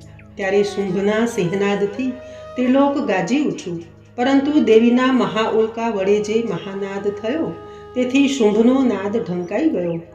શુંભના બાણોને દેવીએ ને દેવીના બાણોને શુંભે ભયંકર બાણો વડે હજારો ટુકડા કરી નાખ્યા. ત્યાર પછી ક્રોધે ભરાયેલા દેવીએ ત્રિશૂળ વડે શુંભને ઘાયલ કર્યો. ઘાથી મૂર્છિત બનીને શુંભ ભૂમિ ઉપર પડ્યો તેવામાં નિશુંભ ઉઠ્યો અને હાથમાં ધનુષ્ય લઈ બાણોથી દેવી, કાલિકા તથા સિંહને ઘાયલ કરવા લાગ્યો. હવે ફરી નિશુંભ પોતાના 10,000 હાથો ઉત્પન્ન કરી 10,000 ચક્રો છોડી દેવીને ઢાંકવા લાગ્યો. આ સમયે દુર્ગા દેવીએ ક્રોધે થઈ પોતાના બાણથી તે ચક્રો તેમજ બાણોના ટુકડા કરી નાખ્યા. એ જોઈ નિશુંભ અસુરો સાથે ચંડિકાનો વધ કરવા હાથમાં ગદા લઈ પવનની જેમ દોડ્યો. તે પાસે આવ્યો કે દેવીએ ધારવાળી તલવારથી તેની ગદાને કાપી નાખી. આથી તે ત્રિશૂળ લઈને દેવી સામે ધસ્યો. ત્યારે ચંડિકાએ પણ ત્રિશૂળ વડે છાતીમાં ઘા કર્યો. આ ઘાથી તેની છાતીમાં એક મહાબળવાન અસુર ઊભી રહે કહેતો બહાર આવ્યો. આમ બહાર આવતા અસુરની વાત સાંભળી દેવીએ જરા સ્મિત કર્યું ને તલવારથી એનું માથું છેદી નાખ્યું. તે જમીન ઉપર પટકાઈ પડ્યો. પછી સિંહ પોતાની દાઢથી અસુરોની ગરદન ચૂરીને ખાવા લાગ્યો. વળી કાલિકા તથા શિવદૂતી બીજા અસુરોનો કોળિયો કરી જવા લાગ્યા. કેટલાય અસુરો કૌમારીની શક્તિથી ભેદાઈ ગયા અને કેટલાક નાસી ગયા. બ્રહ્માણીના મંત્રપૂત જળથી કેટલાય અસુરો નિસ્તેજ થઈને નાસી ગયા. કેટલાક મહેશ્વરીના ત્રિશૂળથી તો કેટલાક વારાહીના જડબાથી દબાઈને નીચે પડી ગયા. વૈષ્ણવીએ અસુરોના ટુકડા કરી નાખ્યા. જ્યારે ઐન્દ્રીએ પોતાના વજ્રથી કેટલાયનો નાશ કર્યો. કેટલાક અસુરો નાશ પામ્યા, કેટલા યુદ્ધમાંથી નાસી ગયા અને કેટલાક કાલિકા, શિવદૂતી અને સિંહના કોળિયા બની ગયા.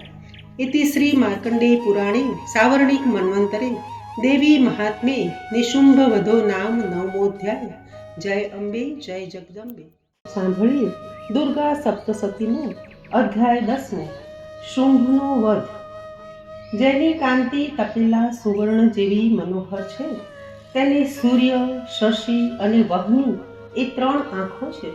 પોતાના હાથોમાં ધનુષ્ય, બાણ, અંકુશ, પાશ અને ત્રિશૂળ ધારણ કર્યા છે.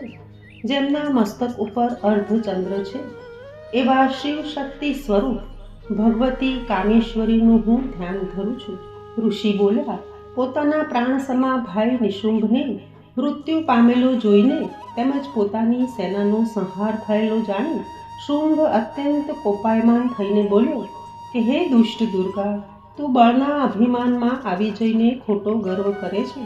તું અભિમાની થઈ છે અને બીજાનો આશ્રય લઈને લડે છે. ત્યારે દેવીએ તેનો પ્રત્યુત્તર આપતા કહ્યું કે હે દુષ્ટ, હું તો એકલી જ છું. આ સંસારમાં મારા સિવાય બીજું છે જ કોણ? જો આજે મારા અંશરૂપ વિભૂતિઓ છે તે મારામાં લીન થઈ રહી છે. તે પછી બ્રહ્માણી આદિ બધી દેવીઓ અંબિકાના શરીરમાં લીન થઈ ગઈ. માત્ર અંબિકા જ ત્યાં રહ્યા. દેવીએ આગળ બોલતા જણાવ્યું કે હું મારી ઈશ્વરી શક્તિથી અનેક રૂપે અહીં ઉપસ્થિત છું. એ બધા સ્વરૂપોને સંકેલી લઈ અત્યારે હું એકલી જ ઊભી છું. માટે તું યુદ્ધ કરવા તૈયાર થા. ઋષિ બોલ્યા, હે રાજન, ત્યાર પછી બધા દેવો તથા અસુરોના દેખતા દેવી તથા શુંભનું ભયંકર યુદ્ધ ચાલ્યું. બાણોના વરસાદ અને શસ્ત્રાસ્ત્રોના પ્રહારથી બંનેનું યુદ્ધ ભયંકર સ્વરૂપ પકડવા લાગ્યું. આ યુદ્ધમાં અંબિકા દેવીએ જે સેંકડો દિવ્ય અસ્ત્રો શસ્ત્રોનો ઉપયોગ કર્યો તેને શુંભ પોતાના અસ્ત્રો શસ્ત્રોથી કાપી નાખતો હતો. શુંભ જે દિવ્ય અસ્ત્રનો ઉપયોગ કરતો તેને પરમેશ્વરીએ ભયંકર હુંકાર શબ્દના ઉચ્ચારણ માત્રથી નાશ કરી નાખ્યો. ત્યારે અસુરોએ અનેક બાણોથી દેવીને ઢાંકી દીધી. આ જોઈ દેવી ગુસ્સે થયા અને બાણથી અસુરનું ધનુષ્ય કાપી નાખ્યું. ધનુષ્ય કપાઈ જતા અસુરે હાથમાં શક્તિ લીધી, પરંતુ દેવીએ ચક્રથી તે શક્તિ કાપી નાખી.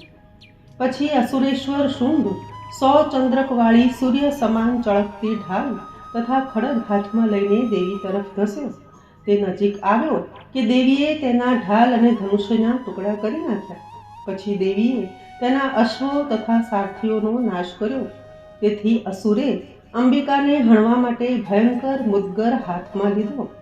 દેવીએ પોતાના બાણો વડે તેને છેદી નાખ્યો. ત્યારે અસુર મુઠ્ઠીઓવાળી દેવી તરફ ધસ્યો અને દેવીની છાતીમાં મુઠ્ઠી મારી. ત્યારે દેવીએ પણ તેની છાતીમાં ઘા કર્યા. દેવીના ઘાથી શુંભ જમીન ઉપર પડી ગયો, પણ તે તરત જ ઊભો થઈ ગયો. તે ઉછળ્યો અને દેવીને લઈને આકાશમાં ચડી ગયો.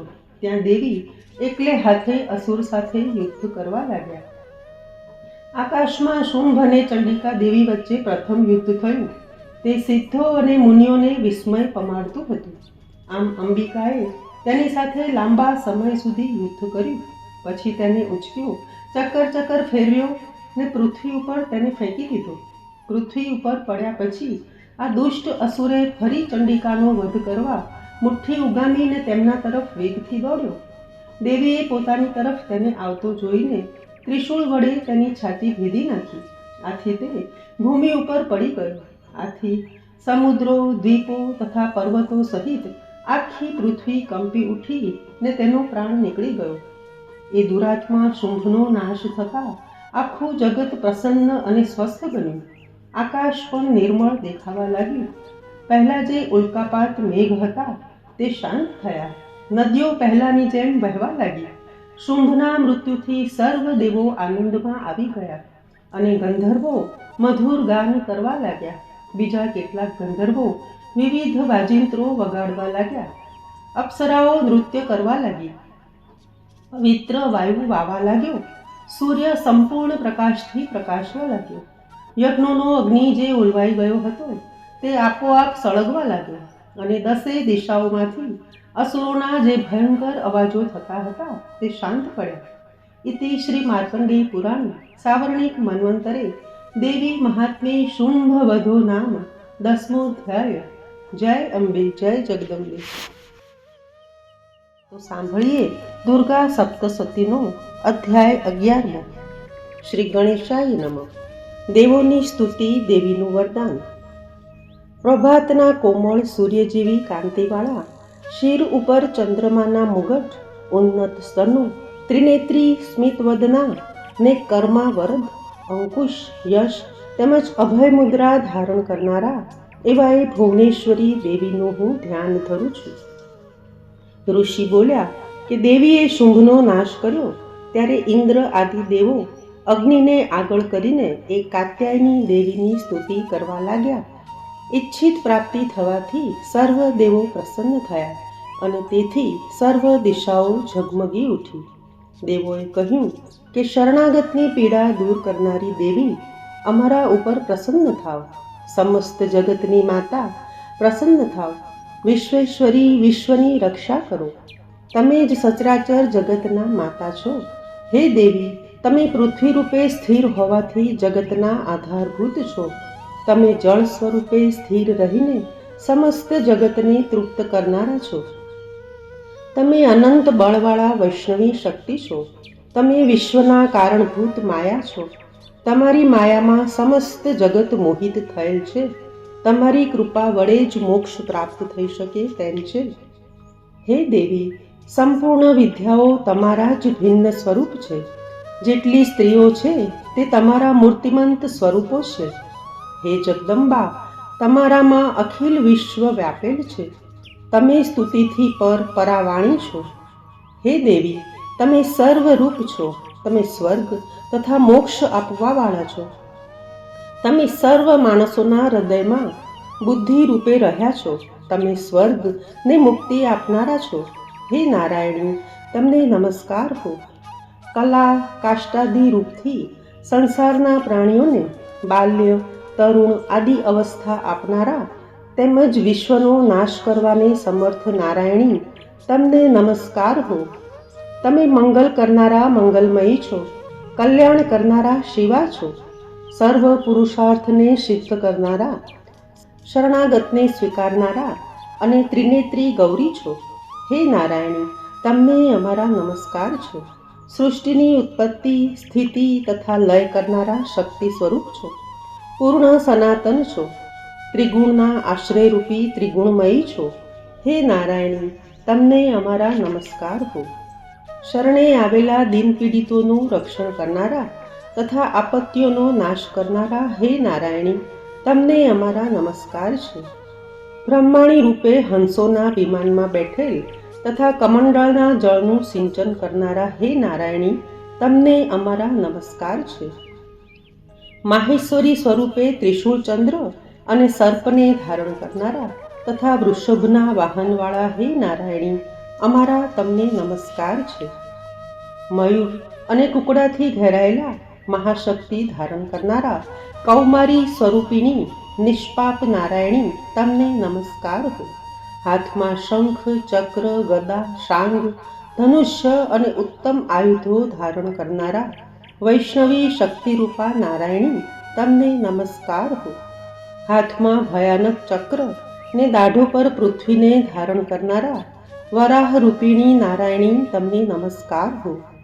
ભયંકર નૃસિંહ રૂપથી અસુરોનો નાશ કરનાર અને ત્રિલોકની રક્ષા કરનારા નારાયણી તમને નમસ્કાર હો. મસ્તક ઉપર કિરીટ તેમજ હાથમાં મહાવ્રજ ધારણ કરનારા સહસ્ત્ર નેત્રોવાળા વૃતાસુરનો નાશ કરનાર ઇન્દ્ર શક્તિ સ્વરૂપા નારાયણી દેવી તમને નમસ્કાર હો. શિવદૂતી રૂપથી અસુરોની મહાસેનાનો સંહાર કરનાર ભયંકર રૂપ ધરનારા તથા ભયંકર ગર્જનાઓ કરનારા નારાયણી તમને નમસ્કાર હો. દાઢોથી અતિ ભયંકર જણાતા મુંડમાળાના આભૂષણવાળા મુંડનો નાશ કરનારા ચામુંડા રૂપ નારાયણી તમને નમસ્કાર હો. લક્ષ્મી, લજ્જા, શ્રદ્ધા, પુષ્ટિ, ધ્રુવા, મહારાત્રિ તથા મહાવિદ્યારૂપ નારાયણી તમને નમસ્કાર હો. મેઘા, સરસ્વતી, શ્રેષ્ઠા, ઐશ્વર્યરૂપા પાર્વતી, મહાકાળી, નિયતા, ઈશારૂપિણી નારાયણી તમને નમસ્કાર હો. સર્વ સ્વરૂપા, સર્વેશ્વરી અને બધી શક્તિવાળા દુર્ગાદેવી ભયોથી અમારી રક્ષા કરો તમને નમસ્કાર હો. હે કાત્યાયની, 3 નેત્રોથી શોભતું તમારું મુખ સર્વ પ્રકારના ભયો સામે અમારું રક્ષણ કરો તમને નમસ્કાર હો. હે ભદ્રકાળી, જ્વાળાઓથી વિકરાળ જણાતા ઘણા ભયાનક અસુરોનો નાશ કરનાર તમારું ત્રિશૂળ સર્વ ભયોથી અમારું રક્ષણ કરો તમને નમસ્કાર હો. હે દેવી, તમારી જ ઘંટા સમસ્ત જગતને પોતાના નાદથી ભરી દઈ અસુરોના તેજને હણી નાખે છે. તે ઘંટા માતા જેમ પોતાના પુત્રોનું રક્ષણ કરે છે તેમ સર્વ પાપોથી અમારું રક્ષણ કરો. હે ચંડિકા, અસુરોના લોહીથી ખરડાયેલું ખડગ આપના હાથમાં શોભી રહ્યું છે, અમારું મંગલ કરો તમને નમસ્કાર હો. હે દેવી, તમે પ્રસન્ન થાવ છો તો સર્વ રોગો હરી લો છો. જ્યારે તમે રોષમાં આવો છો ત્યારે સફળ ઈચ્છિત કામોને હણી નાખો છો. તમારે આશ્રયે આવેલાઓને કદી વિપત્તિ આવતી નથી. તમારે આશ્રયે રહેલાઓ બીજાઓને આશ્રયરૂપ થાય છે. હે અંબિકા દેવી, તમે તમારા સ્વરૂપને વિવિધ તથા અનેક રૂપમાં કરીને આજે ધર્મ દ્વેષી મહા અસુરોનો જે આ નાશ કર્યો છે તે બીજા કોનાથી થાય તેમ છે. હે દેવી, વિદ્યાઓમાં જ્ઞાનને પ્રકાશિત કરનાર, શાસ્ત્રોમાં વેદોને તમારા સિવાય બીજા કોનું વર્ણન છે? તમારા સિવાય બીજી કઈ શક્તિ છે જે વિશ્વને ઘોર અંધકારના મોહના ખાડામાં નાખીને ભટકાવ્યા કરે? જ્યાં રાક્ષસો હોય, ભયંકર ઝેરવાળા નાગો હોય, શત્રુઓ હોય, લૂંટારુઓના દળ હોય, દાવાનળ હોય, ત્યાં તમે જ સમુદ્રની મધ્યે પણ સાથે રહીને વિશ્વનું રક્ષણ કરો છો. હે વિશ્વેશ્વરી, તમે વિશ્વનું પાલન કરો છો. તમે વિશ્વરૂપા છો. તમે વિશ્વને ધારણ કરો છો. તમે વિશ્વેશ્વરના વંદના યોગ્ય છો. જેઓ ભક્તિથી નમ્ર થઈને તમારા ચરણે પડે છે તે સમસ્ત વિશ્વના આશ્રયરૂપ થાય છે. હે દેવી, તમે પ્રસન્ન થાવ. તમે અસુરોનો નાશ કરી અમારી રક્ષા કરી છે, તેવી રીતે સદાય શત્રુઓના ભયથી અમારું રક્ષણ કરજો. જગતના પાપનો નાશ કરજો. ઉપરાંત ઉત્પાત તેમ પાપના ફળરૂપ મહાન ઉપદ્રવો હોય તે બધા શમી જજો. હે દેવી, અમે તમારે ચરણે પડીએ છીએ. હે વિશ્વની પીડાને હરનારી, તમે પ્રસન્ન થાવ. ત્રિલોકવાસીઓની પૂજન કરવા યોગ્ય પરમેશ્વરી, બધાને વરદાન આપો. દેવી બોલ્યા કે હે દેવો, હું તમને વરદાન આપવા તૈયાર છું. તેથી તમારા મનમાં જે કંઈ માગવાની ઈચ્છા હોય તે માગો. સંસારને કલ્યાણકારી વરદાન હું જરૂર આપીશ. દેવો બોલ્યા, હે અખિલેશ્વરી, તમે 3 લોકની આપત્તિઓનો નાશ કરો તથા અમારા શત્રુઓનો નાશ કરતા રહો. દેવી બોલ્યા, હે દેવો, વૈવસ્વત મન્વંતર આવશે ત્યારે તેના 28મા યુગમાં શુંભ અને નિશુંભ નામના બીજા 2 મહાઅસુરો ઉત્પન્ન થશે. તે વખતે હું નંદગોપના ઘરે યશોદાના ગર્ભમાં અવતાર લઈશ અને વિંધ્યાચલમાં નિવાસ કરી એ બંનેનો નાશ કરીશ. ફરી અતિ ભયંકર રૂપે પૃથ્વી ઉપર અવતરીને હું વૈપ્રચિત અસુરોને હણી નાખીશ. હું તેમનું ભક્ષણ કરીશ. તેથી મારા દાંત દાડમના ફૂલ જેવા રાતા થશે. ત્યારે સ્વર્ગમાં દેવોને, પૃથ્વીલોકમાં મનુષ્યો મારી સતત સ્તુતિ કરતા મને રક્તદંતિકા કહેશે. ફરી પૃથ્વી ઉપર 100 વર્ષ સુધી પાણીનું ટીપું પડશે નહીં. ત્યારે મુનિઓ મારી સ્તુતિ કરશે. એટલે હું અયોની રૂપે જ પ્રગટ થઈશ. ત્યારે મુનિઓને હું 100 નેત્રી જોઈશ. એટલે મનુષ્યો ત્યારથી મારી સતાક્ષી નામે સ્તુતિ કરશે. હે દેવો, તે સમયે મારા દેહમાં ઉત્પન્ન થયેલા પ્રાણધારક શાકોથી સર્વ જગતનું વૃષ્ટિ થાય ત્યાં સુધી ભરણ પોષણ કરીશ. ત્યારથી હું જગતમાં શાકંભરી નામે પ્રખ્યાત થઈશ. તે જ વખતે દુર્ગમ નામના અસુરનો હું નાશ કરીશ. ત્યારથી દુર્ગાદેવી નામે પ્રખ્યાત થઈશ. પછી જ્યારે હું ભીમ સ્વરૂપ ધારણ કરી મુનિઓની રક્ષા માટે હિમાલય પર્વત ઉપર રહેનારા અસુરોનું ભક્ષણ કરીશ, ત્યારે સર્વે મુનિઓ માથું નમાવીને મારી સ્તુતિ કરશે. ત્યારે હું ભીમાદેવીના નામથી પ્રખ્યાત થઈશ. જ્યારે અરુણ નામનો બળવાન અસુર 3 લોકમાં મહા ઉત્પાત મચાવશે, ત્યારે 3 લોકના હિત માટે હું 6 પગવાળી ભમરીનું રૂપ ધારણ કરીશ ને એ મહા અસુરનો નાશ કરીશ. ત્યારે સૌ ભ્રામરી દેવી નામથી મારી સ્તુતિ કરશે. આમ જે સમયે લોકોને પીડા થશે તે સમયે અવતાર ધારણ કરી શત્રુઓનો નાશ કરીશ.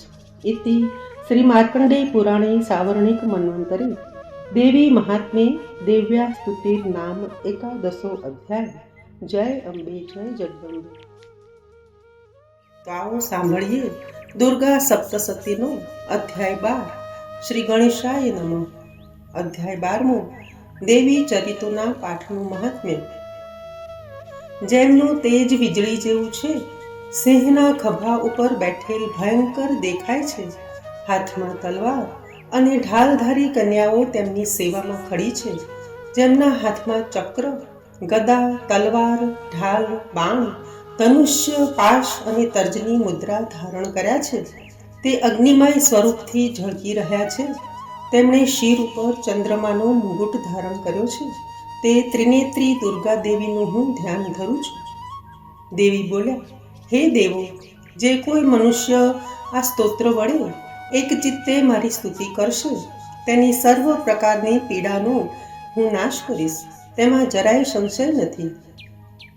જે કોઈ મનુષ્ય મધુ કૈટભનો નાશ, મહિષાસુરનો વધ તથા શુંભ નિશુંભના વધના પ્રસંગોનો પાઠ કરશે, તેમજ 8મ, 9 ને 14 ભક્તિપૂર્વક મારું ઉત્તમ મહાત્મ્ય સાંભળશે, તેને કોઈ પાપ અડશે નહીં, આપત્તિ આવશે નહીં, દરિદ્રતા દૂર થશે, તેમજ સંબંધીઓનો વિયોગ થશે નહીં. તેને શત્રુ તરફથી, ચોર ડાકુ તરફથી, રાજા તરફથી કોઈ પણ ભય આવશે નહીં. તેને શસ્ત્ર, અગ્નિ અને જળથી ક્યારે પણ ઈજા થશે નહીં.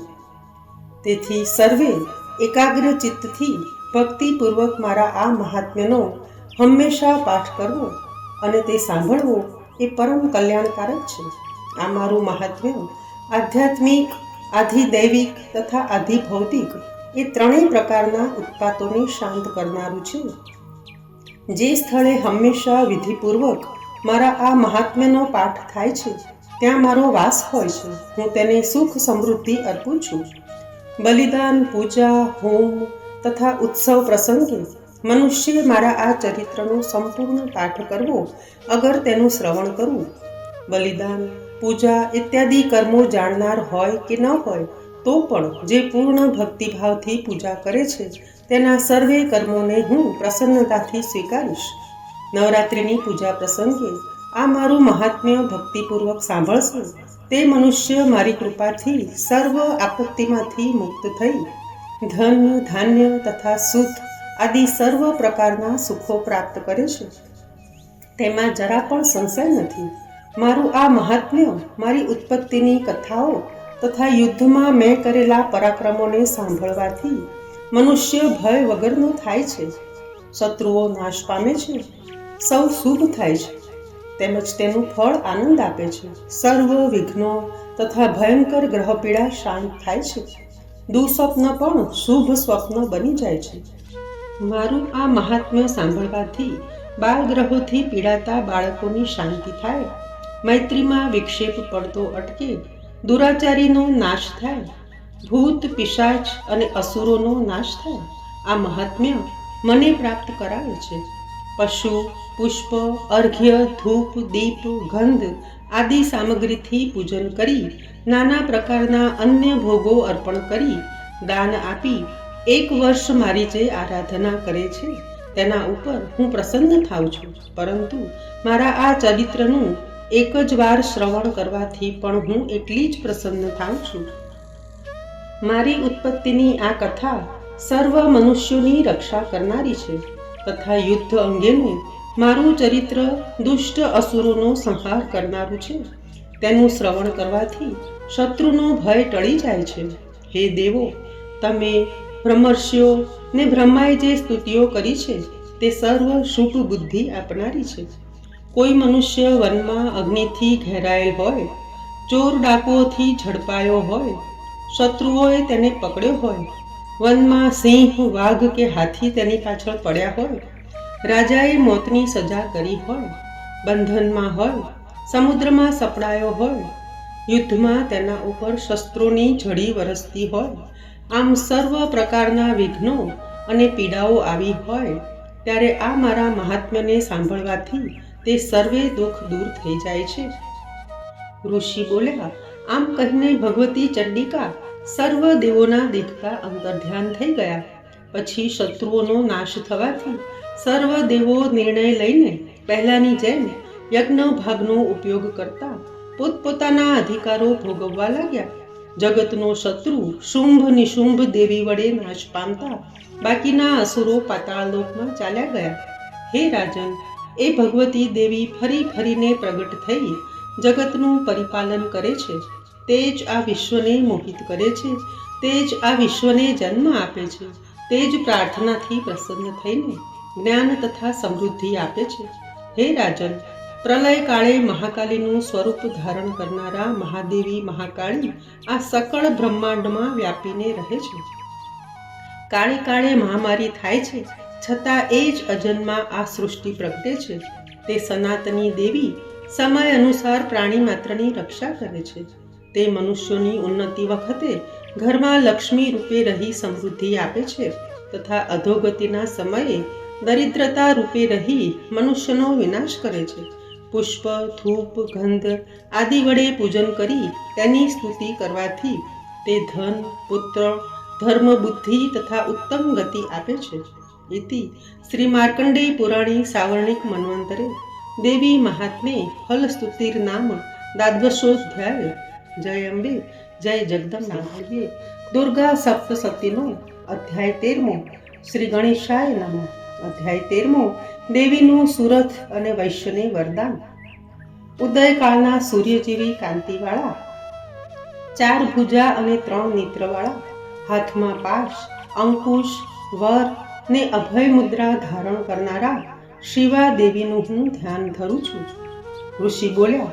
હે રાજન, એ પ્રમાણે મેં તમને દેવીનું ઉત્તમ મહાત્મ્ય કહી સંભળાવ્યું છે.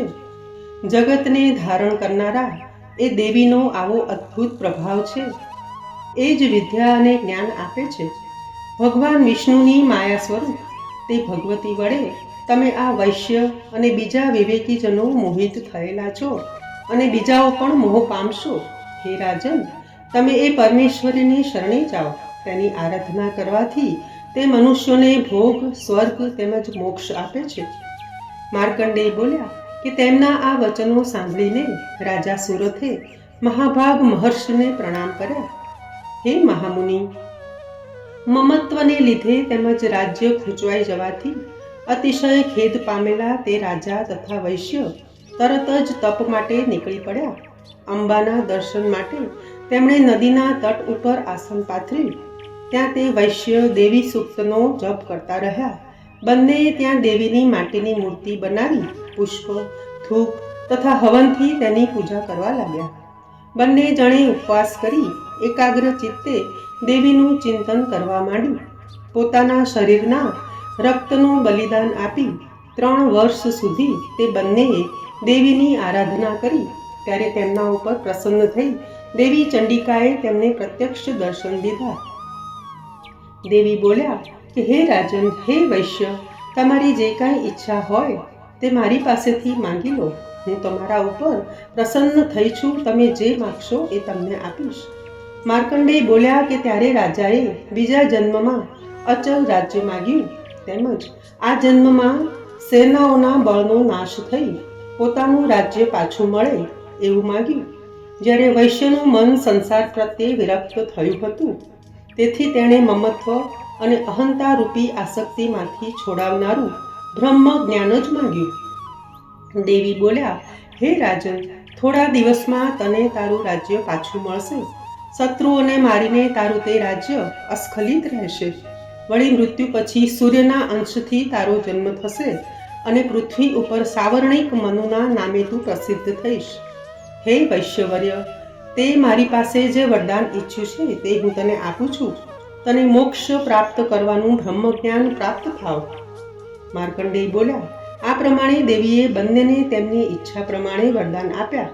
તે બંનેએ ભક્તિપૂર્વક દેવીની સ્તુતિ કરી બાદ દેવી અંતર્ધ્યાન થઈ ગયા. આમ દેવીનું વરદાન મેળવીને તે સુરથ રાજા સૂર્યથી જન્મ પામીને સાવર્ણી મનુ બન્યો. ઇતિ શ્રી માર્કંડેય પુરાણે સાવર્ણિક મન્વંતરે દેવી મહાત્મ્યે સુરથ વૈશ્ય વર પ્રદાનમ નામ 13 જય અંબે, જય જગદંબે.